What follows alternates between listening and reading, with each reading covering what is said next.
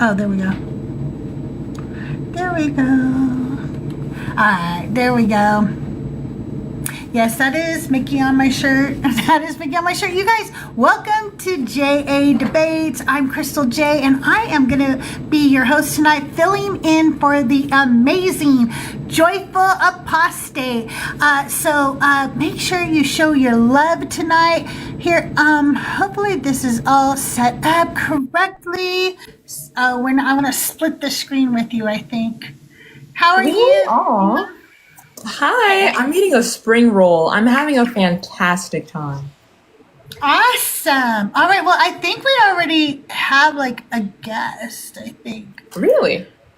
Yeah. I'm turning 65 this year, but I have never seen any cargo pants that qualify look and feel them this good. for the conversation. For years, I got fed enough of stiff hot What's jeans. up, man? The insufferable How hot old are jeans and you? the constant Yeah, I'm sagging 19. of those Is that sport okay? pants. These flex Yeah, rubber that's pants fine. crush it And all. are you a Christian Number or a one, believer of the comfort God to of the the Bible? man. That's Pants fine. brush it And off. are you a Christian Number or a one, believer of the comfort God to of the the man. Bible? Well, I'm fine. brush it And are you a off. Christian Number or a one, believer of the comfort God to of the the man. Bible? Well, I'm fine. And are you a Christian or a believer of the God of the Bible? Well, I'm I mean, fine. And are you a God, Christian of or a course. You believer of the don't God of even the believe in Bible? a God? Just I'm like fine. you. And are you God, a Christian of or a course. You believer of don't the God of even the believe in Bible? a God? Just I'm like fine. you. And are you a God, Christian of or a course. You believer of don't the God of even the believe in Bible? a God? Just like Yeah, you. God, of course. What would you say? You're an atheist? Just like you. God, of course. What would you say? You're an atheist? Just like you. God, of course. What would you say? You're an atheist? No, can you elaborate? God, of course. What would you say? You're an atheist? No, can you elaborate? God, of course. What would you say? You're an atheist? No, can you elaborate? God, of course. What would you say? You're an atheist? No, can you elaborate? God, of course. What would you say? You're an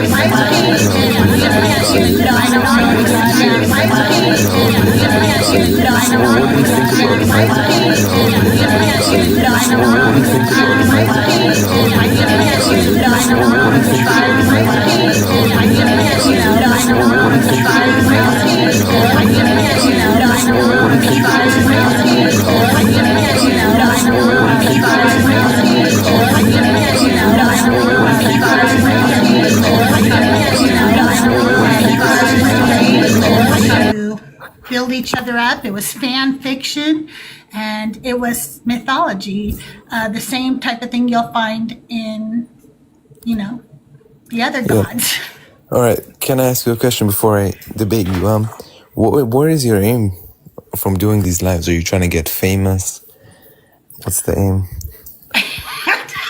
Are there famous people who do this? Is there somebody who's famous that does this? Yeah, there's a lot of atheists that debate and make careers out of this.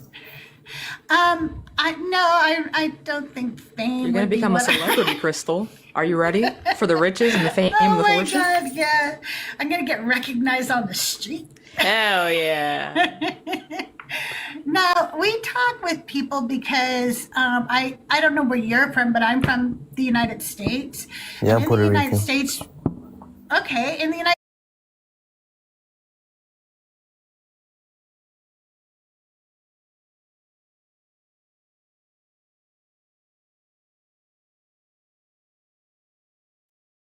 on what they say and where they came from and who they were written for. I mean, would you not say that America's a Christian country? Unfortunately, yes, it shouldn't have been. It wasn't supposed to be. It was supposed to be about freedom of and from religion. But that's democracy, right? If people vote for it to be Christian and Christian laws, then it's okay. Would you not agree? No. The foundation of democracy is choice. Just because a bunch of people make a decision doesn't necessarily mean that it's a decision that's good for everyone. In the same way that if everyone or most people decided that it was okay to systematically grape people, the line there would be harm. The same thing can be said about religion. We can't have freedom of or freedom from religion if there is a religion dominating our legislation, which is the problem. But then what would be the solution? What would be the solution? When people say separation of church and state, that they actually fucking mean it.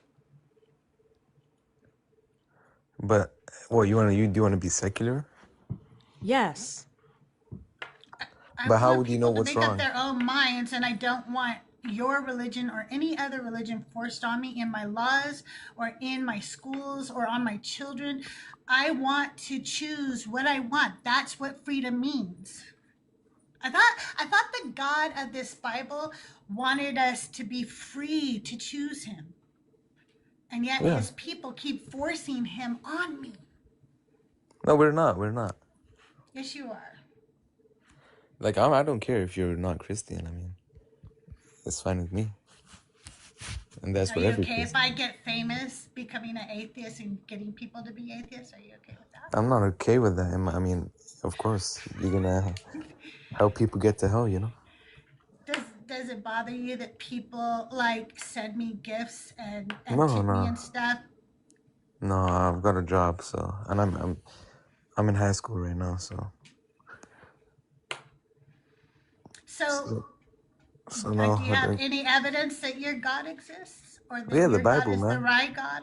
The That's Bible. not evidence, that's the claim. Have you read the Bible? Yes, have you read the Bible? Yes. I don't believe you. But Why don't you're you believe me? 19. You're 19. You've read some things in the Bible. And that's what you should have said. You should have said, I've I've read read some it of back it. to front to back. I don't believe you. I have. I genuinely have. Okay. I mean, what do you think of it? Ew. What do you mean, ew? I think it's You asked me horrific. what I thought of it. I said, ew. That's disrespectful. Yes, it is. No, it's. Why is it disrespectful to when you said, what is your opinion, and she gave you, or they gave you You their can't say opinion? Why that is that about other disrespectful? people's beliefs. I mean, I could say being gay is ew. Yeah, You you know? could say that, and you would be wrong. I- Oh, that checks out. Okay, Why wait. is it bad? I mean, Wait, so being gay is bad, but slavery isn't? I said I'm a slave right now to the system, you know? We're all slaves. No, we're not.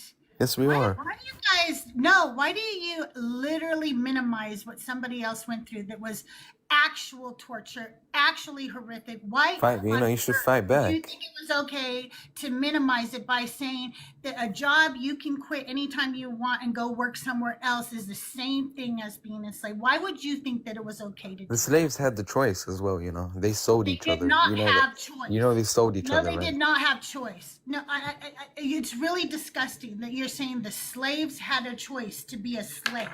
They sold each other. And You're that's what we do as disgusting. humans. What are you talking about? I'm Biblically, talking where about does it say history. that? I'm bringing my friend Jeff up. Maybe Jeff can talk to you. Hi, Jeff. Hi guys. Hi, I'm Jeff. trying to. Oh, he Oh. ran.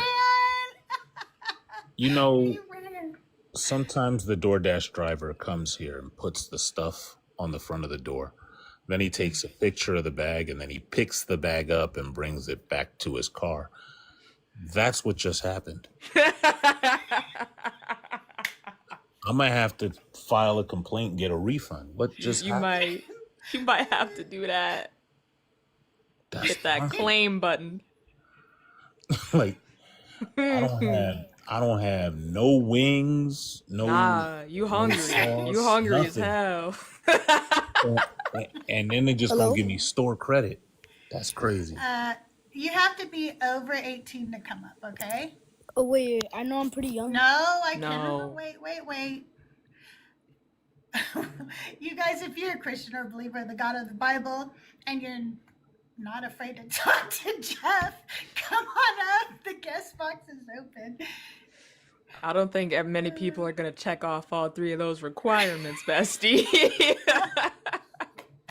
That might be a little hard.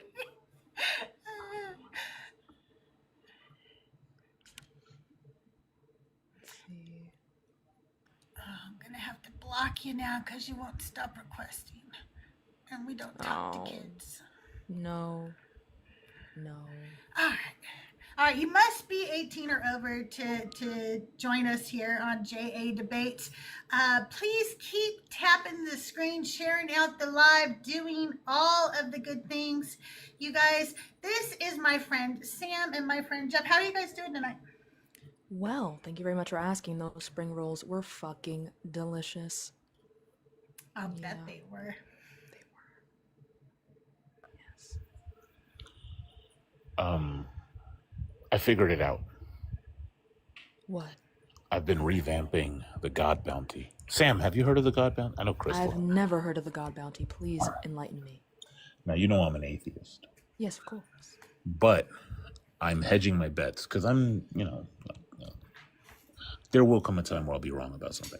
And just in case I'm wrong about this, I've been offering for over a year now, a bounty of 50,000 gold pieces, which has been matched by Hanji and matched by Bash. So 150,000 gold pieces to whomever can get me the head of Yahweh on a silver platter. Now, Sam, I have to give you the history. The history is originally I didn't want to be a class traitor because I'm a leftist.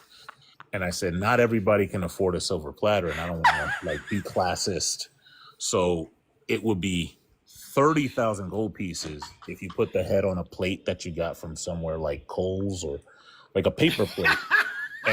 But then somebody donated the silver platter.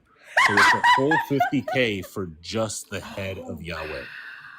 Nah, Peg, somebody Peg the patriarchy is diabolical. I love that.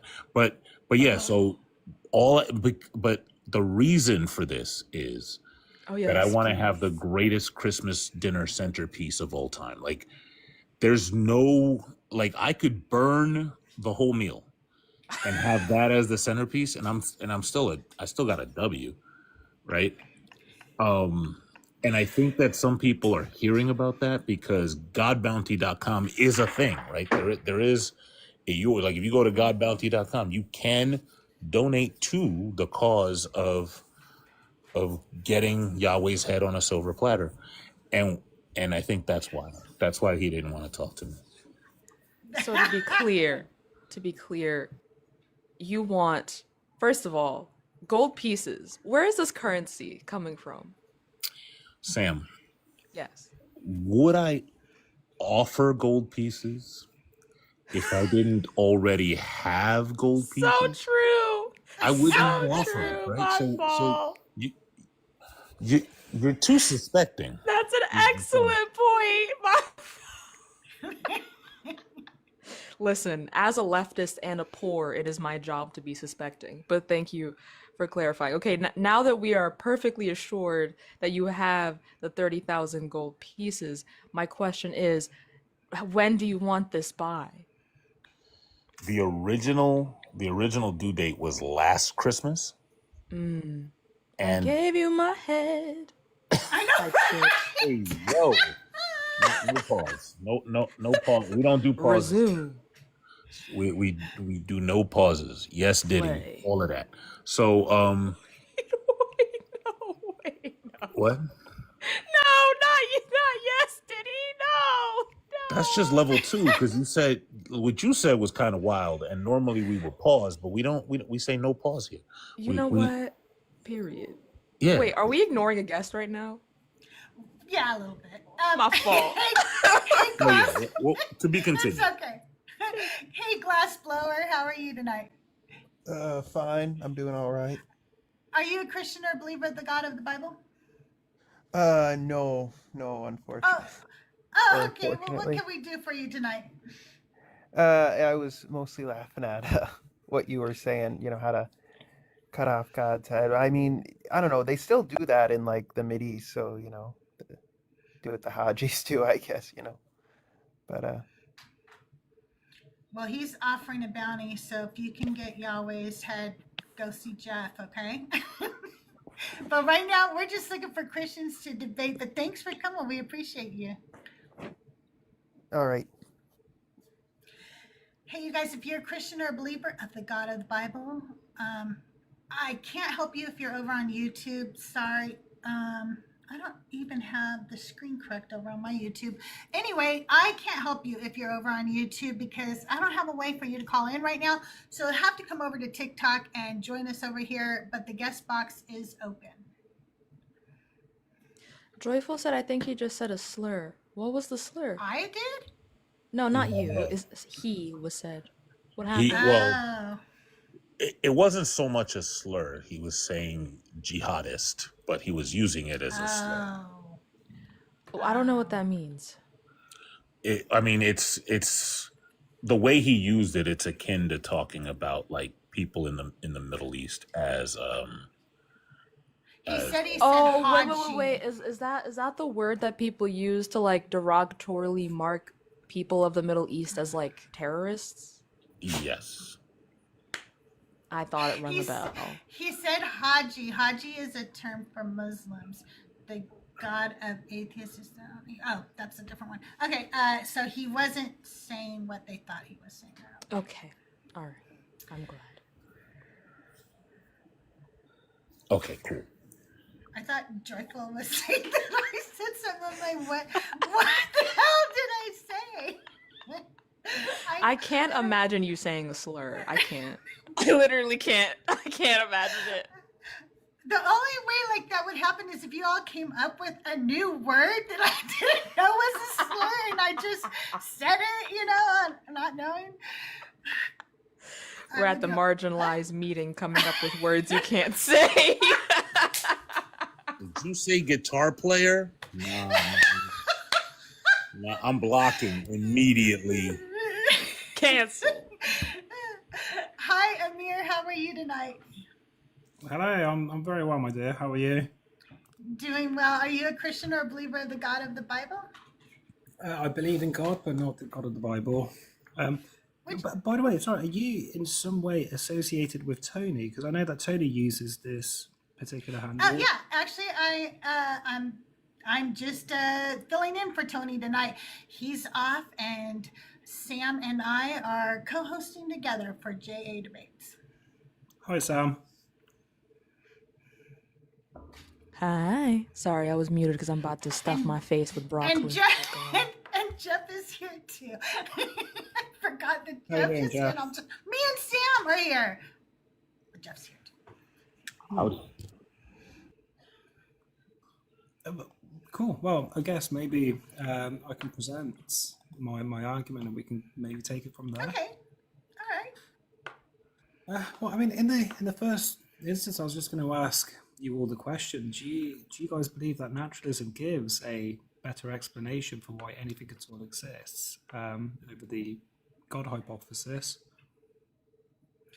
For me, yes, I believe that. And the reason I believe that is since the beginning of time, any time we as humans have searched for an answer for anything, the answer has always come down to something natural. We may not know all the answers, but when we find them, none of them have come down to the supernatural. Just in terms of the style of this debate, how does it work? Does it everyone goes around and they respond to it, or am I debating? If you want to, but like usually people will, they'll just chime in when they have something that they want to ask, or if they want, to clarify something, or if they have a point to make. Yeah, imagine we're at a dinner party and someone brought up religion when they really weren't supposed to. Now we're just gonna say whatever. Yeah. Okay, that makes sense. So when you say since the beginning of time, I'm not sure if I'm supposed to take that literally. Does that imply that you think there was a beginning to time? No, I don't think you should take that literal. I mean, from the beginning of us looking for answers as humans, whenever that was, and I obviously don't know the exact moment when the first human said, how do I stay warm? And then they did things, and then they figured it out. They figured it out, and it was a natural solution. Anything that they asked a question for, that they got an answer for, it was natural. Nothing ended up being supernatural. Okay, I mean, sure, natural explanations keep growing, but does that rule out whether a deeper reality like God or some grounded being underlies those natural laws themselves? For me, it does until I see something supernatural. When you say see supernatural, what, I mean, am I supposed to also take that literally? Okay, experience. I'll use the word experience. Okay. I think that would make more sense. I don't think something like a God hypothesis can be scrutinized scientifically by virtue that it exists outside of the framework of science completely. So experience, I think, yeah, that would be perhaps a better word to use. As a follow-up, do you think that naturalism still leaves us with unexplained laws or conditions, just as theism leaves us with an unexplained God? What laws do you mean? I know. I didn't. Sorry, I might have. If leaves us, not leaves us with unexplained laws or conditions. Right, like when you say unexplained laws, what unexplained laws are you talking about? I mean, just the laws of nature themselves. Why? Are you asking me, do I think is there a possibility that there's some law of nature or law of logic or something like that we haven't discovered yet? I mean, essentially what I'm trying to get to is, do you think that naturalism terminates with some sort of brute fact where there is just some foundation that underpins naturalism that doesn't require any further explanation? It just is.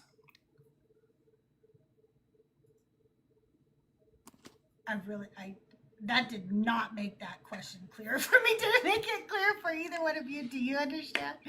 I think the question is there anything that exists under naturalism that is just so fundamentally true that there is no further explanation required?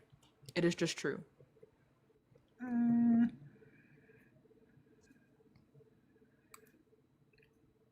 Jordan, stop spamming before I mute you. Also, I don't believe in God. Please leave me alone. Thank you. And don't use caps. Sorry, I just think... I'm sorry, what? Oh, do you not want me to engage with you, Sam? You just said, please leave me alone. No, not you. Somebody... Not you. There's someone in the comments saying, Sam, I know damn well that you believe in God, our Lord and Savior. No, I don't. Leave me alone. Thank you. I think I'm going to just chime in and say, I don't know that either prong, if that's just a binary yes or no, I don't think that either prong matters, because, like, let's say there was some, like, infinite causal chains of justifications all the way down to wherever, or let's say there was a brute fact. I don't think that a God hypothesis would solve that, because the God hypothesis would always terminate in some brute fact. Absolutely, it would. 100%. I mean, I completely agree with that. And the question that then comes from that is, if both naturalism and theism require brute facts, then I guess what makes you confident naturalism is the more rational stopping point? Oh, that's easy. Just explaining the data with one less thing. Like, if I have data, right, like a sock on the floor, and one can explain it by, like, the things that I already know, and another person posits something that I don't know for sure, and I can explain it with the things that I know, I don't have any need for that extra thing. It doesn't add anything to the mix. Yeah. So I guess you're saying that it's more parsimonious. Yeah. Mm-hmm. Do you think there's a trade-off between something that has greater explanatory power at the risk of being less parsimonious? Sorry, go on. No, because I think they're explaining the same data. Like, if naturalism ends at a brute fact, that's not, like, shedding off any explanatory power. That's just saying that it ends at a brute fact. Adding an additional layer to explain that brute fact, but to add a brute fact in its place, that's just the definition of less parsimonious. It's not adding anything at all. Yeah, I mean, I would grant that perhaps the God hypothesis is less parsimonious than what naturalism can offer, but I do feel that it could be traded off for the fact that it has greater explanatory power. Now, that's something that is contentious right now. I would say to that there's a few reasons why I think it has greater explanatory power. Things like the first cause or fine tuning. I mean, say with the first cause, it explains why there is something rather than nothing by positing a creator as the uncaused cause, which circumvents the infinite regress of causation, or things like accounting for the precise values of physical constants that allow for life to exist, creates intentionally separate values which avoids the randomness implied in the multiverse theories or general naturalistic theories. Things like order and complexity, ultimate purpose, maybe timeless and non-physical origins. These are all things that could be argued with greater explanatory power under the God hypothesis. So I don't know about purpose, right? Like purpose is just something that we would like assert. But if I was to say fine tuning, I think it's better explained by this is how things are instead of positing some tinker or creator that like just knows how things ought be in order to create some end. Here's my problem with the God hypothesis is that like the explanatory power seems like a just so story. If I was to say, for example, like Big Bang cosmology, right? Somebody comes up with a hypothesis and expected on that hypothesis is data A, data B, data C. And so then we confirm those three data points and we're like, okay, good. We're cooking with gas here. And we confirm more data points based on what the hypothesis tells us we should be expecting, and then we're good.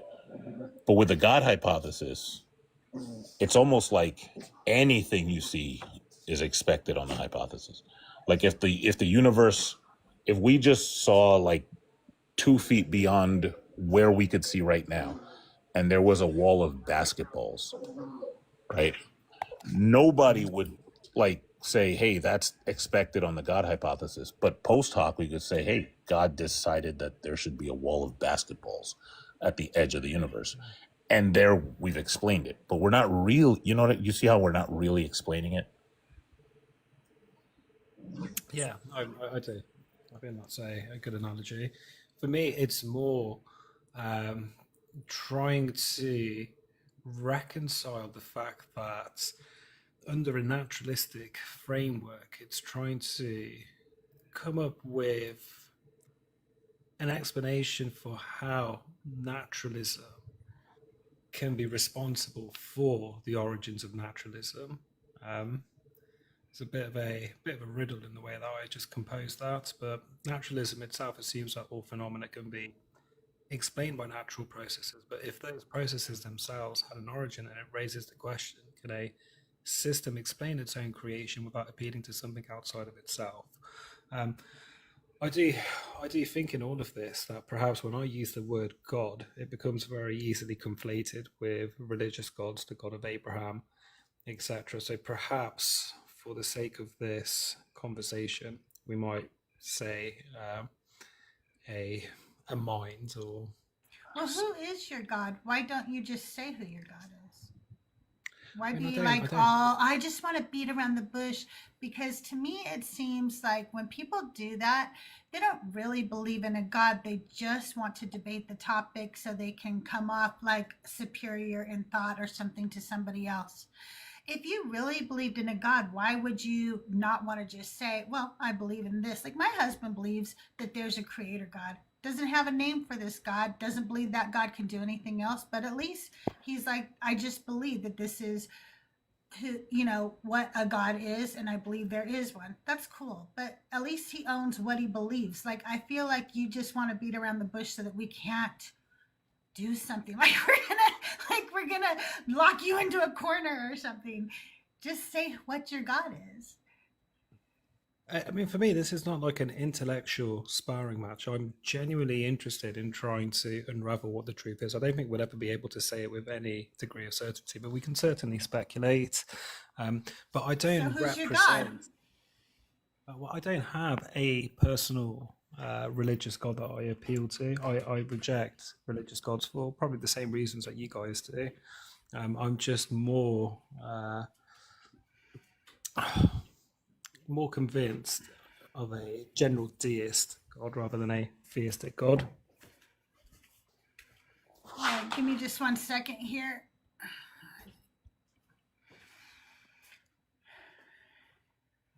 And to the person in chat that says I'm a Hang on just pretending one. to- That person Sorry. did that on accident. And give me just 1 second here. I think this person.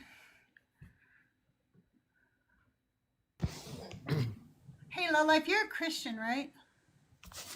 Yes, I am. All right. Good night, Amir. Have a good night. Thanks for coming up. I don't want to do that tonight. I just don't want to do that. Amir, we crave no. specificity. I'm sorry, we don't want to talk Yeah, about like a nebulous god, but you're lovely. Thank you. Lowlife, I know you're over 18, and because I think we've spoken a long time ago, but I think we've spoken before on like African Atheist Live or something. Are you in a submarine right now? No, I live downtown, so it's a little. Oh, okay. So that's what I'm hearing. That's okay. All right, your mic's coming in good though. So okay. Anyway, we're saying that God does not exist. What say you? Well, as a Christian, I believe in a God, so I mean it's kind of contradictory. Do you have any evidence that God exists? Yeah, I mean, like Christians would assume that the Bible is authentic to prove that God exists and Jesus existed. But wouldn't the Bible be the claim? So like when there's something that claims something, then we need something that backs up that claim. And so the Bible is the one that said, hey, Jesus is God. God is Yahweh. And we're saying we don't really buy that. What do you got to prove that claim? Yeah, well, you're the one know you're the one justifying it's a claim. I never said it was a claim. I mean, like, I believe we can see in history how the Bible was created. Therefore, like, do you agree with that? Yeah. I Like, can see how the Bible was created. Is Yes. the Bible, so therefore that means the Bible is a historical document. No. Since you can see in history how the Bible was I also created. know how the book, the last of the really great Wang Doodles came about, and that's not historical either. I mean, you can consider the Telltale Heart by Edgar Allan Poe a historical document if you want. That don't mean that there was a man who was driven by his guilt to think that there was a heart beating in the fucking floorboards. That just means Edgar Allan Poe was creative and needed a lot of mental help. See, this is a fallacy that y'all are How bringing so? up, called the Spider-Man fallacy. The same way you said Edgar Allan Poe, or even Spider-Man himself. These people, I can see a Spider-Man movie, the city of New York, being destroyed in a comic book, yet still existing in real life. This is the fallacy that y'all are bringing up. Or the characters that exist in Edgar Allan Poe or even Spider-Man that would never exist in reality, like Sandman, Electro, and all the other bizarre characters. What are you talking about? I'm talking about the Spider-Man fallacy you're bringing It's up. not a fallacy. That's not a Spider-Man fallacy. Look I it mean, up. apparently it looks like what's it called? Bible apologists are trying to make it a fallacy as of It's not made up. 2022. It's, Well, you looked up all and did fallacies research. are constructed. I'm happy that you're So- educating yourself. Listen, hold on. Low life. The very first thing I'm going to tell you is the chest bumping and the grandstanding is not going to help unless you're here for yourself, in which case that's cool. That's not going to help. The second thing is this a formal or an informal fallacy? Regardless, I'm just stating. I'm just going to restate the question. So I'm just going to restate the question. Okay. Is it a formal fallacy or an informal fallacy? What is the point? The point is to identify. I don't believe it's a fallacy, so we're going to investigate. Literally look I up. don't know why it Literally is. just Right stated now, when it was see what it stated a turns out. fallacy. Right now. So the fact that In you're this saying very it doesn't moment, exist right now, I is have an ignorant. abacus in front of me, and I'm moving the beads left, and then I'm moving the beads right, and I have no idea why you're talking while I'm talking. I can switch to a scientific calculator, but I doubt it'll give me a result. Okay. If I was to go to my website right now and write that there is a low-life fallacy, when anybody with the username lowlife comes up to a TikTok panel and makes an argument, they are immediately committing that fallacy. Just because somebody wrote it on the internet, would you buy that? You can respond now. I'm so confused with your question. Okay. I Like, didn't. this is relevant. Can you? Okay, great. So the thing is, we're interrogating your fallacy. I am dubious as to whether it's a fallacy. As a matter of fact, I don't know. Again, you said your stupid shit, and I didn't say a word, right? I don't engage well with people named Mowgli, right? I don't engage well with people who learned their manners from Baloo and King Louie. So as it turns out, I'm speaking right now, right? This is me speaking. My vocal cords are moving. The sound is going into my microphone. Magically, through prayer, it's going through the air through a frequency and going into your ear. So now, the thing is, you've charged my friends here with a fallacy, all right? You named it the Spider-Man fallacy. Spider-Man fallacy. I am not convinced that it is a fallacy. Wait, Jeff. Yeah. The origin of this fallacy, it's informal, first of all. The origin of this fallacy, quote unquote, is a meme from 2017. Hold on.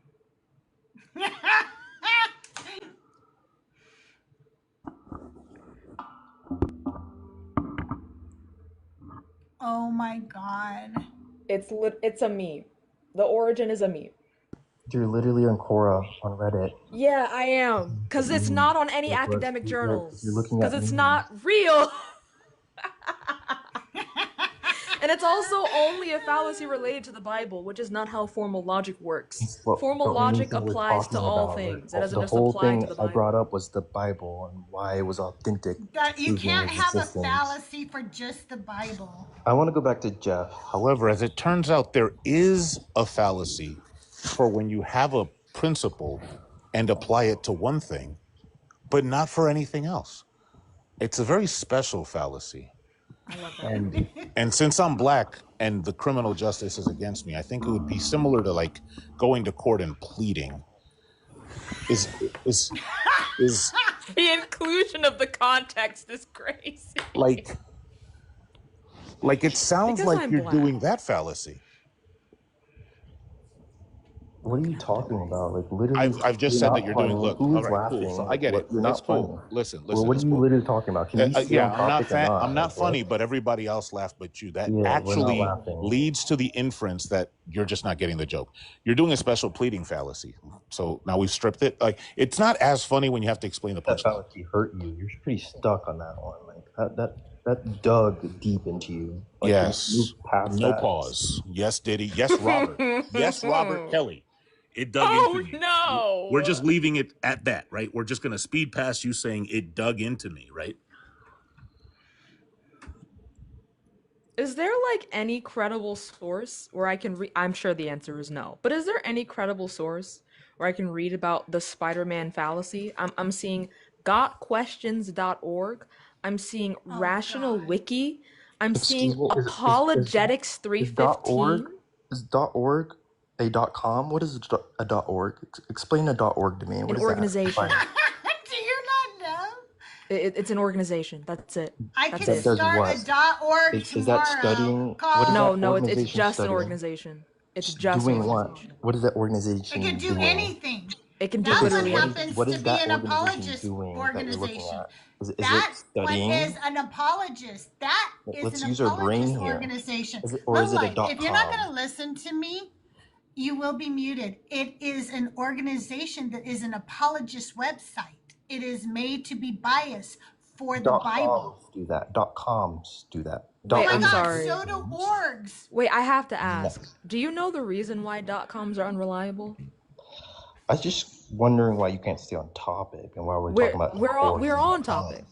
Do you know why we're .coms talking are about unreliable? www. Like, why are we talking? I want to stay on the topic. You brought this up. You I brought up the never brought up credibility of .orgs, .orgs. .coms. You I brought brought that up the up. credibility You of the brought that Bible, up. You which did. is So anyway, if repeating you don't know why .coms are unreliable, it's because .coms run ads, which means that the people who own the website are financially incentivized to sensationalize things or lie. A .org does not necessitate that the people behind the organization are doing research or that the things on that website are peer-reviewed. It just means that they have an organization. That's it. The organization could be about furries. There is a furry.org, bestie. Do you think they're doing research on furry.org? And if you So think, can I and ask if why they you're looking did at? research on furries, don't you think that they would be biased for furries on that website? So let's say I wanted to do research that was against furries. I wouldn't go to furries.org to look for information. Y'all are so weird that y'all look up furries. Why the hell are we talking about? Oh my I want to stay on God. topic. What's No, wrong And with y'all want to talk furries? about your search history. I don't care about your fucking search history. I don't care about the .org, .com, Oh, .gov. chill I out. want to It's gonna stay be on okay. topic. You're talking about your fucking Also, search you history. brought up .org. Let's calm down, bestie. We're just gonna get rid of it. Okay, that's probably for the best. Hey He was fam, getting how a are little you heated. tonight? Hey, hello, I'm good. How are you? Doing well. Are you a Christian or a believer of the God of the Bible? I'm a believer, but I had a Of the really quick question, if I may. I was Okay. very curious. So, in order for someone to reject God, you must have a certain understanding of God in order to reject God. I was curious. Do you guys have bad experience with the concept of God or God? Do you have a bad experience with the concept of God Yeah, or the God? teachings of God, what you've been Well, taught about God. I want you to answer the question I asked you first that you still haven't answered. Are you a Christian? No, I'm not a Christian. What religion are you? I'm a Muslim. Okay. Yes. In all of my research of the Abrahamic God, I have found him to be an atrocious God. I don't believe he's real. I've seen no evidence for it. I wouldn't say I've had anything bad because I don't believe in him. So I couldn't have anything good or bad of him. I don't believe in him. So yeah, that's how I feel about the Abrahamic God.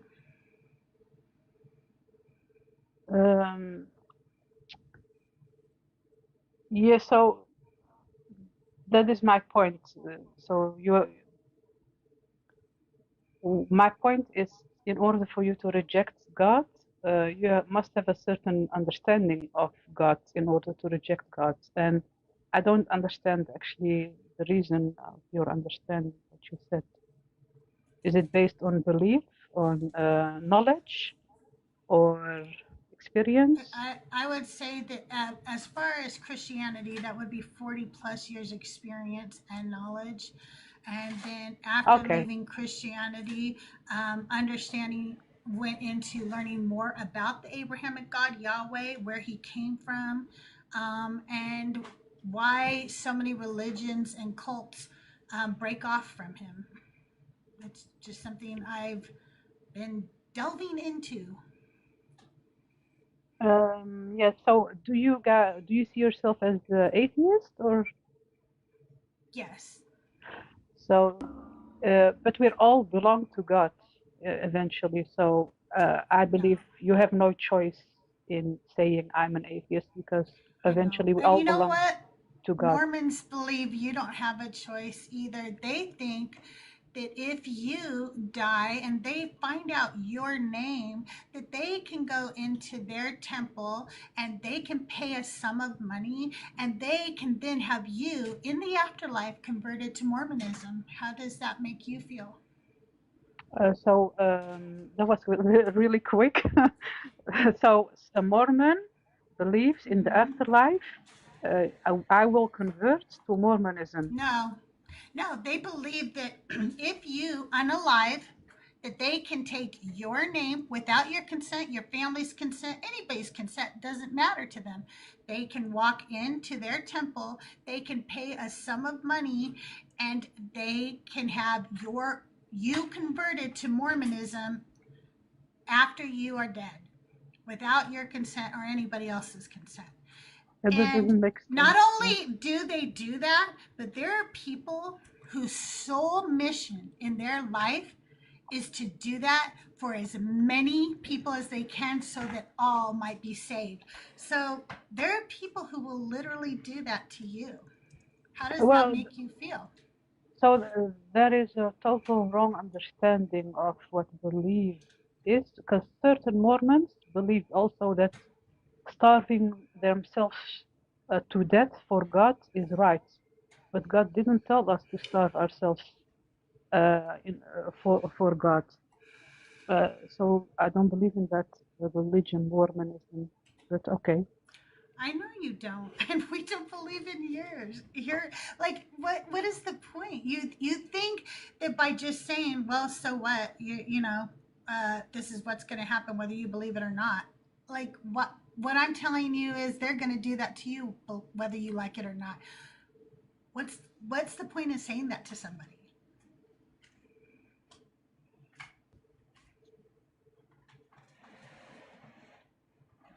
I really don't understand what your point is, Adam. What was your point of telling us that, we belong to Allah whether we like it or not? So it's like saying that there is a God in the first place.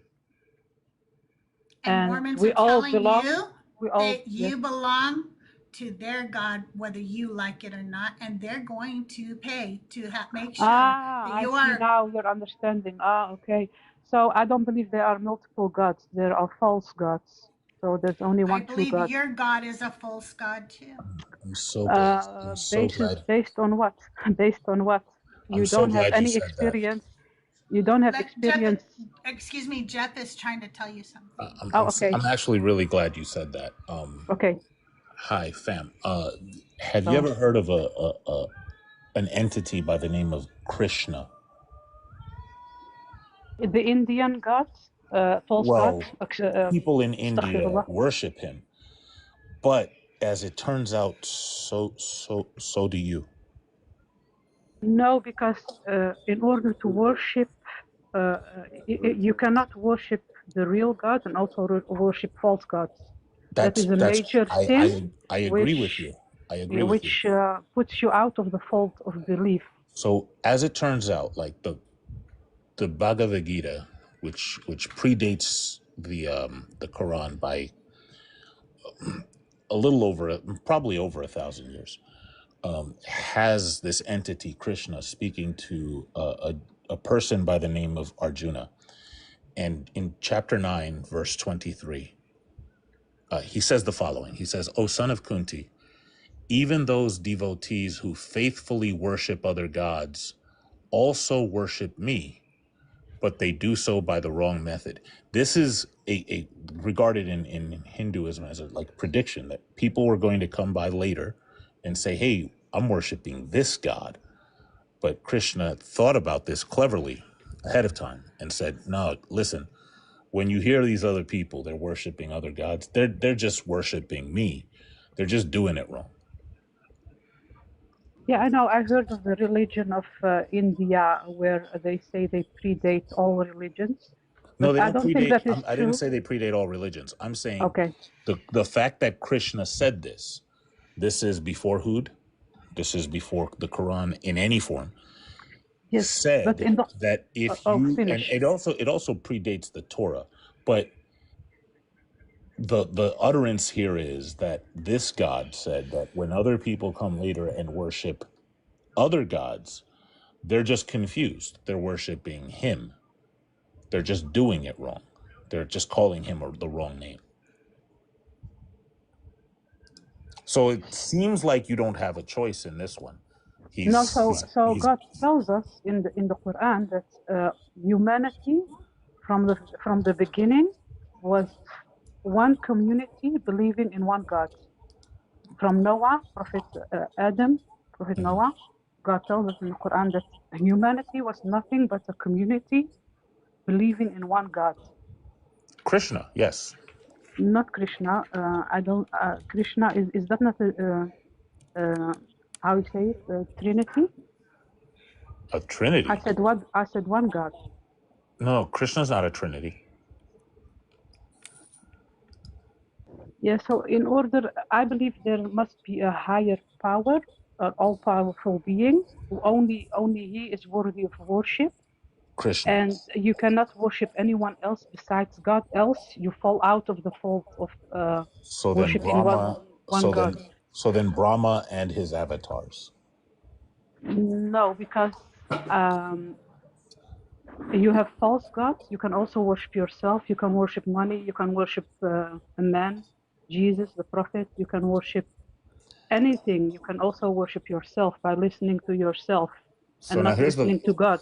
here's the And question. I worship the real true God because Here, I have knowledge of God okay, and I hold on. understand who God is. Here's the question. Here's the question. You have knowledge of who God is. And I Exactly. have friends who are believers in the Hindu faith who say that they have knowledge who God is, right? And then I have other friends who are Christian who believe in just the Bible God, right? And Jesus. They say they have knowledge of who God is. And then I have friends who are followers in Judaism who believe that they have knowledge of who God is. And then, believe it or not, there are Hellenistic friends and Norse pagan friends that I have who say that they have knowledge of who God is. How do I decide amongst all of y'all, like you're all equally pretty, how do I decide which one is the God?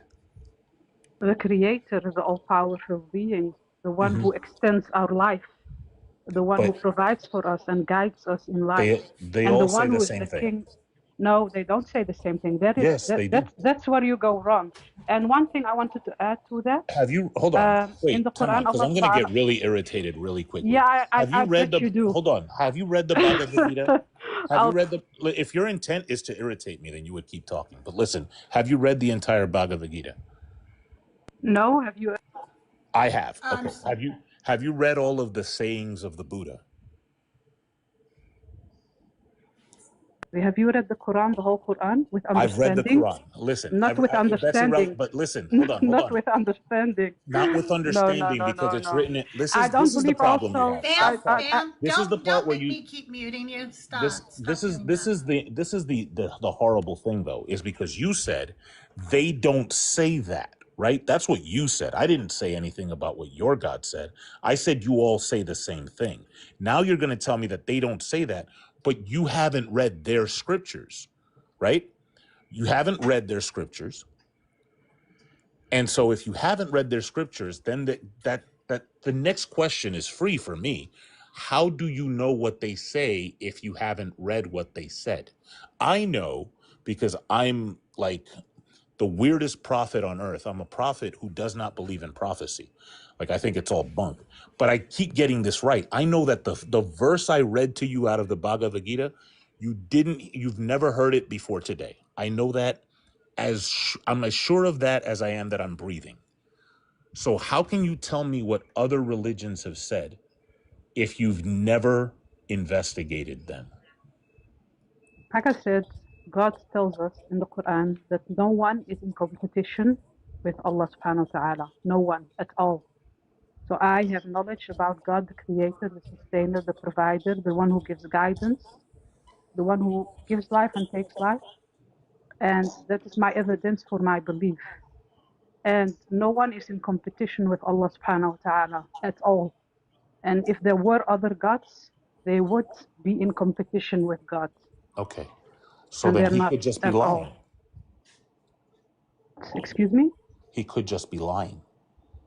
No, that's not the understanding I have of a God. That's Okay, why I great. told you before. Cool. So now answer my question. So I When didn't I ask have you. Can I ask you a no, you haven't question? answered. No, you haven't answered my question yet, and Yes, okay. I find You that you rude. ask. So the question I'm going to ask now again. This is the second time, and I'm trying to make it as clear as possible. If I have 5 different people coming up to me saying that they understand the trueness of God, How do I decide which one of you is telling the truth and which one is a charlatan? There can only be one truth, and the opposite of that is falsehood. You cannot have. You cannot have. You know what a deity is? Yeah. What is? A deity is something that seems profound but doesn't actually tell me anything. So the question, what I'm trying to find out is some method that I can pick between you. Question, sir. No, you just said things are there true. There can only be one truth. Yes, you're telling me that things. That's good. That's good. But how do I know which one of you is the true? That is to know God and to be sincere in wanting to know God, and then you can make your you can decide for yourself. I'm going to tell what you is true and what not. When I was the most sincere in wanting to know God, the answer I came up with ended up with me getting a Jedi Order tattoo on my arm. And so that would mean that the answer when I was the most sincere is Obi-Wan Kenobi. Yeah, I don't understand that, but it's okay. He's a Jedi Master who trained Anakin Skywalker. He regretted it later. And then he allowed Darth Vader, to unalive him on the Death Star as a sacrifice to allow Luke to escape and then eventually destroy the Death Star. It was a noble act. But that's what happened when I was the most sincere. But that's not telling me anything, because now you've added a sixth option, and he was the creation of George Lucas. So the proof for God's existence for me is the Quran and the relationship you have with God.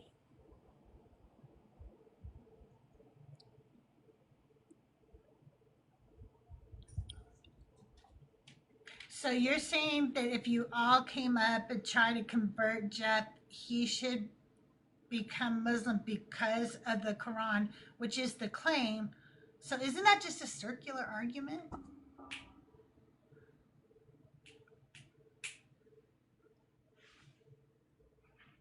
No, because in order for God to show, to guide humanity, He must send prophets and books to reveal to you who God is, to know God, right? How would you else know God? Every one of you has prophets and books. Like I said, I don't believe everyone has the right understanding and they don't of God. believe you. How do we know the difference? What makes us 100% sure you are the right one? That, like, this is not that hard of a question. It's not because I'm right or not. It's whether you guys looking for God sincere or not. I found my God. I think we've discovered it. You found your God. I found God, not my God, but my relationship. I believe my relationship that I have with God. But it's for everybody, not only for me. Okay, let's examine that. What does your God do for you? What's in the pamphlet? What does he get? He extends my life for me. He provides me. He guides me in life. He is the one who is going to resurrect me. Yeah, my primary care physician does that for me, and all she requires is a copay, not any tithe. So I'm good on that. What else you got? What did you say? Can you repeat yourself? I said I have a primary care physician that I visit every now and again. Like sometimes I don't visit for a while, and she'll call my wife and be like, "Yo, Jeff ain't been here in a hot minute." Yeah, that's not what I'm talking about. And then my wife says, "Jeff, if you don't go to the doctor, right? She's really busy and she got a lot. You're gonna drop off the patient list, and then I gotta go on the patient list, and I gotta pay my copay. It's not a lot because I got really good insurance. That's who extends my life." Oh shoot! I was being classist. My bad. I'm not a member of the Bougie. Please don't make me face the wall, y'all. I swear to you, I Get in the work a 9 to corner. 5 like everybody I don't else. think that's my point. I don't think you guys know what God has to offer in order for I'm you to want asking. to That's know why I'm God. asking you. What's in You're the not picture? giving You us know, anything. and that's why you guys don't want to worship God, because you Oh don't know my what He has in goodness. store for you. Do you know what he has to offer? Yeah, well, I said it just right now. Isn't life, the life we live now, isn't that a sign CVS. of God? So look, right now the current workflow is this. I go to the doctor. The doctor says, how you feeling? I say, my knee hurts. The doctor says, which is your place that you get your medicine at? I say, this place. They give me a little bottle with some pills in it, and then my knee feels better. That's the workflow. You're saying Allah has something better than that? Well, what do you mean? Of course, God has better, but What's the the reason HMO? So hit me with it. What's the God is the HMO one plan? who cures initially, eventually. God is the So I one who won't need cures. CVS anymore or Walgreens or none of that. Well, you have an elderly man who is on the SUV, in the, how you say it, in the intensive care, and you have a young man. The old man survives, but the young man dies. What Yes. is the difference? One of them has got funeral planning to do. Yeah, one of them, their time is up. One of them, their time is up, That's and not the other not. I don't look. I'm 45, so I'm right in between. I should be like shopping for midlife crisis Ferraris. I can't afford a Ferrari, but I should be. I should be there, right? Midlife crisis civic. Yeah. All right. Cool. Cool. Just shouts to my New York friends that got like 10 of them. But look, so you're telling me, right, that what Allah has to offer me is seeing young men unalive and old men live longer? I said every moment you have now is a gift from God, and not knowing God would be how you say it, a lost. It seems like I So get this gift whether I know him or not. Is that true? maybe partially, because God gives everyone mercy, love, else life would be unbearable.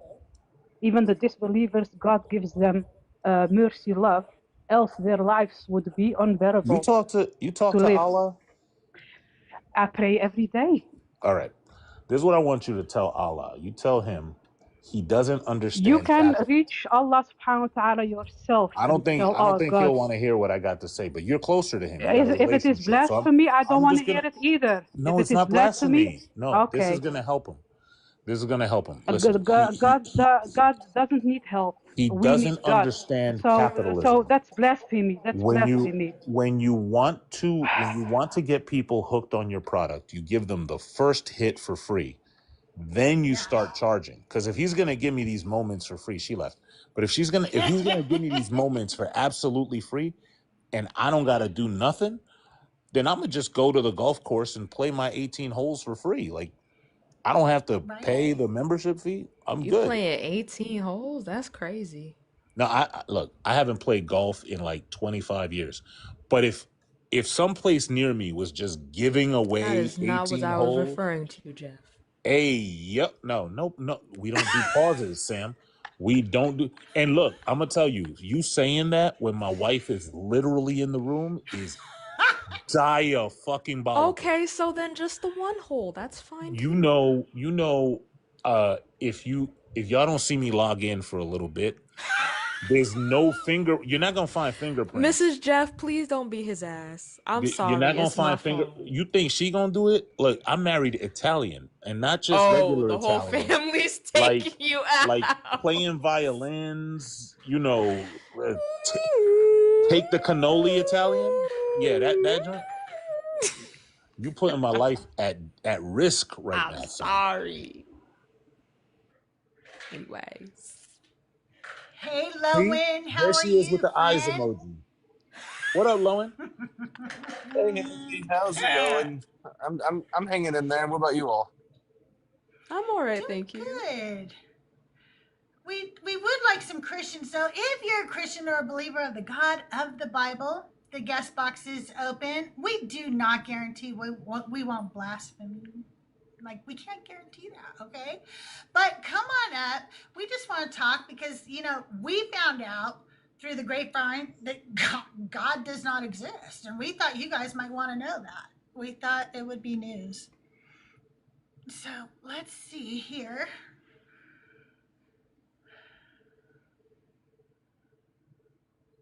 People have been having trouble loading for some reason. Hey, OG, are you over 18? Triple? Are you there? OG Triple? Are those cricket noises? I don't know. Yeah, I think so. Is that the bit? I heard some foil too, so I picture that you're like doing something over your campfire in the woods.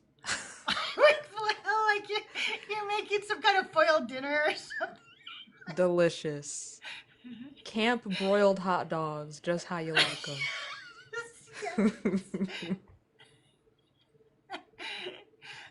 You guys, the guest box is open. If you are on YouTube, I'm sorry, I don't have any way to talk to you, so get your ass over here on TikTok. And we will be happy to bring you up over here.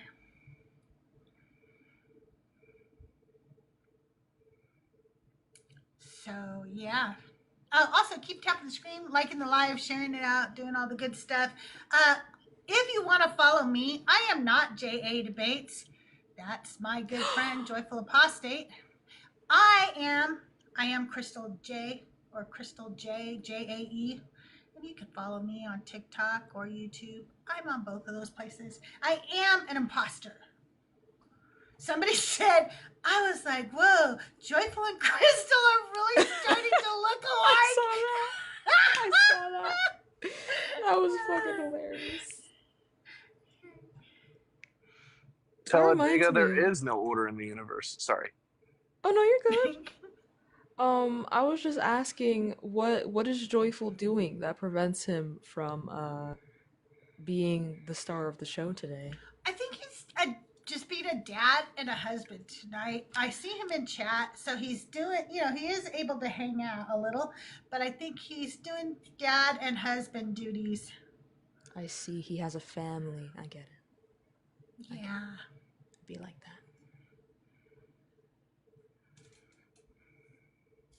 that. I still hear the crickets. What is that? Me? Are there actual crickets? Like, what's going on? I don't have any crickets. Oh my gosh, it's actual crickets. Oh my God. They're actual real crickets. I thought it was that dude that came up. That Me is too. So funny. The immersion is crazy. They're coming after you. No, please, no.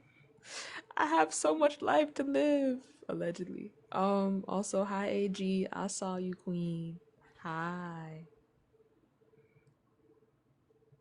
It's a nice ambiance. Thank you. Thank you. Isn't that the 11th plague? Close enough, beloved. You got the spirit. Close enough.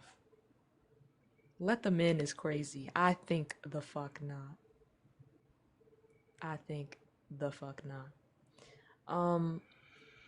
While we wait for people to come in, I like to ask this question to people, but I'm going to switch it around slightly.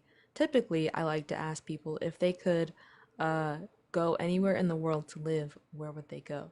But I'm going to alter this question to say, if you had to pick a biblical book to be in, which one would you pick? Can I be whoever I want to be in that book? I'm just a background character. You are an extra. I'm an extra. Okay, yes. Now I'd have to think about that one for a little bit. And what type of book? If you were in a biblical book. Oh, damn. Yeah. Me personally, I'd like to avoid it at all costs. Like, there are no good answers. But I guess Psalms. I guess. Allegedly. I feel like I'd go for Genesis just to get it over with. That's crazy. I'm going for Song of Solomon, man. Why? It's the raunchy one. Have you Fair read enough. it? Oh wait, 1 second. I have a knock on my door. All right. Hey, Prince, how are you tonight? Good. How are you doing? Doing well. Are you a Christian or a believer of the God of the Bible, and are you over 18? Yes to both. All right. Well, we found out that God doesn't exist. What do you think about that? Yeah. Can you defend that claim? Yeah, well, the God of the Bible for sure doesn't exist. I can definitely defend that claim. Do you believe that God of the Bible is omnipotent? So for you to make an argument, that doesn't require you asking me any questions. So just what's the argument? I'm not doing a formal debate. If you wanted a formal debate, you usually have to schedule that with my scheduler, and it costs about $2,500. I'm just doing an informal debate right now, and I'm the host. So if I want to ask a question, I'm kind of going to do it. Yeah, you can ask questions, but that doesn't. Also, just for clarity, this is just making sure that through the principle of charity, that Crystal has the same understanding of the biblical God that you do. Because if you have like some idiosyncratic understanding, then we can address that. But it would not make sense for her to make an argument against a God that you don't believe in, right? Well, no, it would, because the background says God does not exist. It doesn't say the Christian God does not exist. Okay, well, we're gonna do this one at a time. And so those were the terms that were set. You can either puff out your Philbro chest all you like. You could do that. That's cool. I love it for you. Get off the meta. Look, I don't want to. Well, that's not an argument. Hold on. It's not, because it's the meta. Do you not know what the meta is? It's a meta. It's a meta. Yes, and I like the meta. Is there something wrong with being on the meta? I mean, if you're low IQ, sure. Hold on. Name 3 types of IQ tests right now without looking them up. What? Thank you. Okay, good. So we've established that you don't even know what insult you're levying at me. Well, IQ. So now I'm going to IQ, continue with my meta. It seems like I'm going to, if it's okay with you, I'm going to continue with my meta. Great. So in order to have a productive, this is productive. This is the part where you stop talking. In order to have a productive conversation, right? We're gonna execute the principle of charity. If we want to go to the roasting part, I'm much better at it than you. So much better. Trust me. Way better. And That's not an argument either. Look, no, it's not. It's meta. We've established this. It seems like you're not it's boring. No, it's not boring. It's not boring. We know that you very boring. Look, we know that right now. We know that you wank on all fours with an arched back. It doesn't matter to me, right? I don't kink shame. I do not yuck anybody's yum. Why are you talking about my sex life? It's kind of weird, man. No, I'm talking about what we know about you. You can make it schmexual if you want. I'm half here's the part. Here's the thing. Here's the thing. That's crazy work. Here's the thing. Are you a pedophile? Wait, are you under 18? Yeah, what? Well, you'd be the opposite. Are you under 18? Now I gotta boot you, dude, because I asked you if you were over 18, and now because he's talking to you, you're calling him a pedophile. Yes, now literally. You're saying that you're a child. You have to be over 18. Yes, correct. Yes. What the hell? Also, Jeff, that's crazy. Look, if these Phil bros think, I just want y'all to know something. This is dedication to a bit, right? I stress tested what words I can and can't say to make that specific insult stick without getting my account booted, right? I couldn't say the American version of that. Could not say it. I also stress tested all of the primates that I can call racist white people that TikTok likes and the ones that they don't like. I had to mix and match with a bunch of accounts to get that. So if y'all want to come up here and play the dozens, I not only am good at it in IRL, but on here, I did the experiments. I'm not peer reviewing it because I'm not releasing the secrets, but let's go. Okay, but what if I ask really nicely for a document? Well, look, people in the circle can have like stuff. Like for here, I'll give you one for free. You can call people a macaque. What is that? It's one of the lesser apes. You can it's 50-50 on whether you can call them an orangutan. Why do you know this? Why do you have this information? Look, when y'all think I haven't stress tested this, I have. We can do the arguing or we could puff out our chest, but I always give people the option. If you want to go there, I am dedicated to the bit, like more dedicated than like wherever the line you draw for yourself is. That was 5 exits ago for me. That's crazy. Jim, lemur is perfectly fine. Lemur's actually at the top of the list. You could call anybody you want a lemur and they will not say anything about it. Oh, fantastic. I'm so glad to have this info. Now everyone's a lemur. Thank you for this. Thank you. Okay, well, the child is gone. So if you are a Christian 18 or over, please don't lie. The guest box is open. Come on up, and Sam will call you a lemur. Yes, I will. Yes. For yes, free. Like, she'll exactly. just do it. Or you could pay me.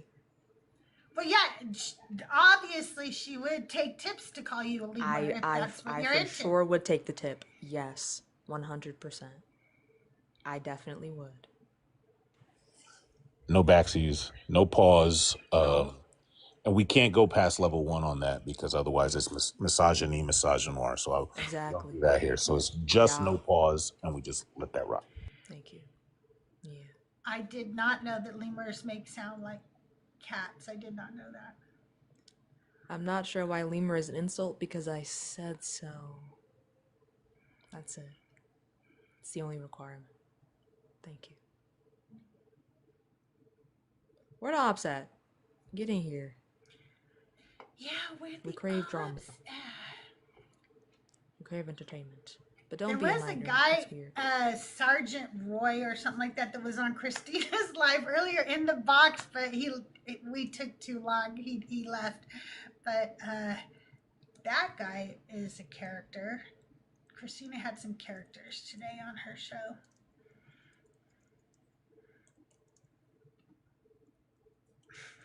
Loeb's lemur. I hardly know her. I love our community so much. Oh, we're great. Oh, we're so great. Being a single mom is a horrible lifestyle choice. Well, look, nah, nope, yeah, hey, too easy, but also a horrible lifestyle, like glass houses much. What? You know, every 7 days you could change that shit, right? Like, you do know that, right?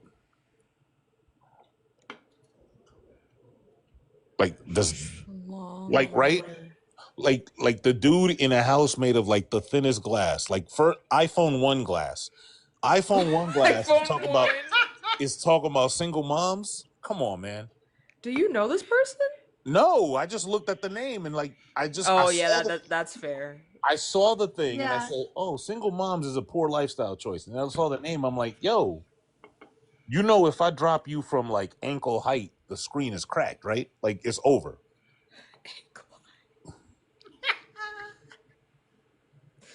Well, you guys, I don't want to make this about me. Then who are you talking about? Who is the single mom in question?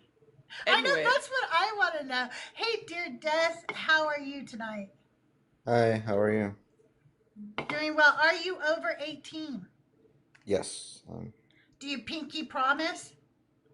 I triple pinky promise, I guess. All right. And are you a Christian or a believer of the God of the Bible? I'm an atheist. Oh. All right. What did you want to talk about tonight? Well, it's a debate place, right? So, is there any Christian or believer? No, and we're not doing a panel tonight. So it's just Sam and I with our friends Lowen and Jeff tonight. But thanks for being here and thanks for coming up. We're just looking to talk to Christians right now. We appreciate you. If you're a Christian or a believer of the God of the Bible, the guest box is open. If you're on YouTube, you have to download the TikTok app and come over here because I have no way to talk to you over on the YouTube. But looks like we got somebody else. Let's see. Brain is coming up.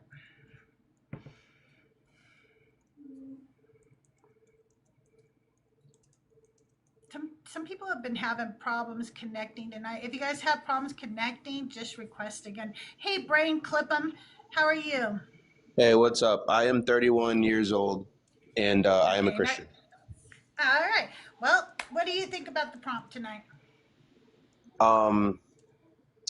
Well, I was listening kind of from afar, and I was here for the lemur bit, but we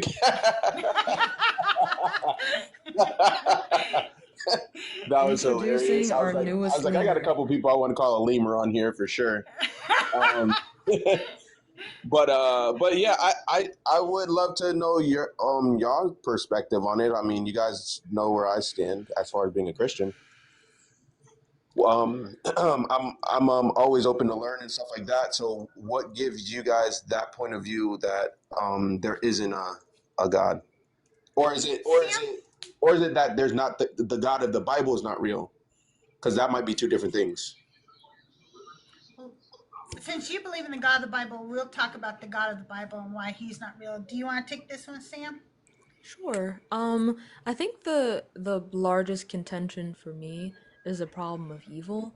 The way that God is described as being all good and also has the attributes of being all powerful and all knowing, and yet not only sanctions many immoral actions, but also watches as immoral actions constantly occur that he could stop, seeing as he's omnipresent. He is there for every single bad thing that occurs and refuses to do anything about it. Mm-hmm. That's Okay. fucked. And that's a contradiction. Okay. I think that a lot of times there's an issue with perspective, because if, like, I'm a parent, right? So if I tell my daughters to do something, or maybe I instead of telling them to stop or not doing something, I let something happen, because I have done that so that they can learn a lesson. And it was like a small thing, like something was gonna fall. I knew it was gonna fall based upon how things were going, but no one was gonna get hurt. Instead of saying something, sometimes experience is a better lesson. But they could judge me and be like, if you knew it was gonna happen and didn't stop me, you're a bad dad. But sometimes, at least in my perspective, having the bigger perspective, I know that experience is going to be a better lesson for them than me telling them or trying to prevent it. Obviously, we're dealing with God, so we're dealing with way bigger problems here, right? Societal things where it's like, why would you let kids? Wait, can I say something about what you said on the experience before we get too far from that part of the topic? Because I'm a mother of 3 and a grandma of 1 with 1 on the way. And I believe that experience is important, but I have always taught my children that it is better that they learn by seeing what somebody else has gone through than having to go through it themselves. So I don't need to let something spill. Throughout their life, they're going to see something spill and they're going to learn from somebody else. Why go through it? Why make them go through it themselves? I don't need to do that. I don't need to test them. Life is going to hit them, whether I allow it to or not. I'm going to prevent those things and tell them, whew, that almost spilled. I don't have to make them go through it. Of course, you don't have to make them go through it, but if you saw them in a situation where, sometimes kids don't pay attention. For example, if you make a dinner plate and you give it to them and put it in their hand, sometimes they're not paying attention. I've seen many kids try to walk with a plate and they're tipping it, but they don't know they're tipping it. And so I'm going to tell them, hey, you're right. tipping You can tell that. them, right. You can tell them, of course.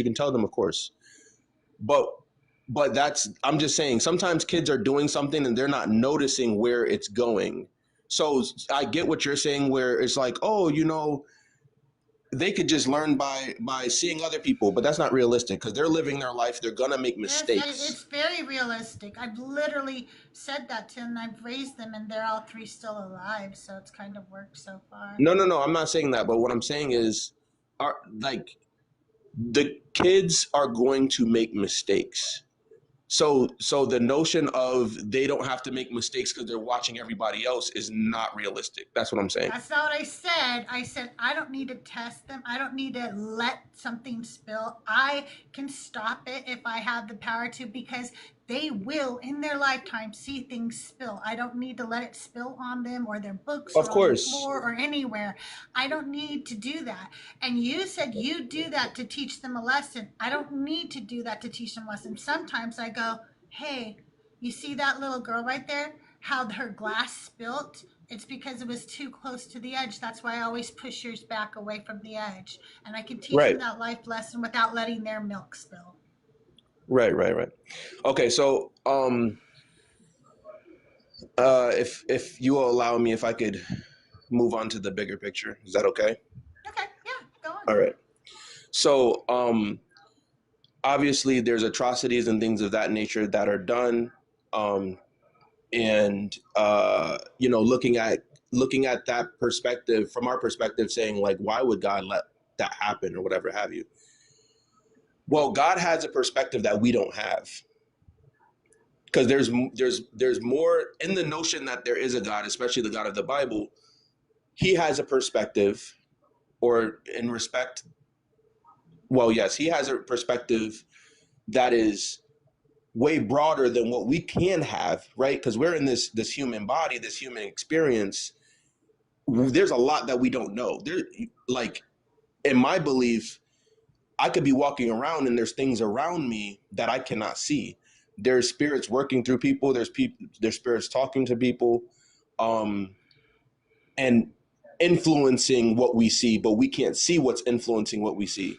So he has a bigger, a broader perspective. So in our perspective, yes, you might think God is bad for doing this or God is bad for doing that, but that is our human perspective. We don't have a godly perspective where we can see the bigger picture. I remember somebody had said, they said that they asked, what did Jesus do for slavery back in his time? You can say that word. Oh, I can? Okay. Yeah. Mm-hmm. So yeah, they asked what Jesus did for slavery back in his time.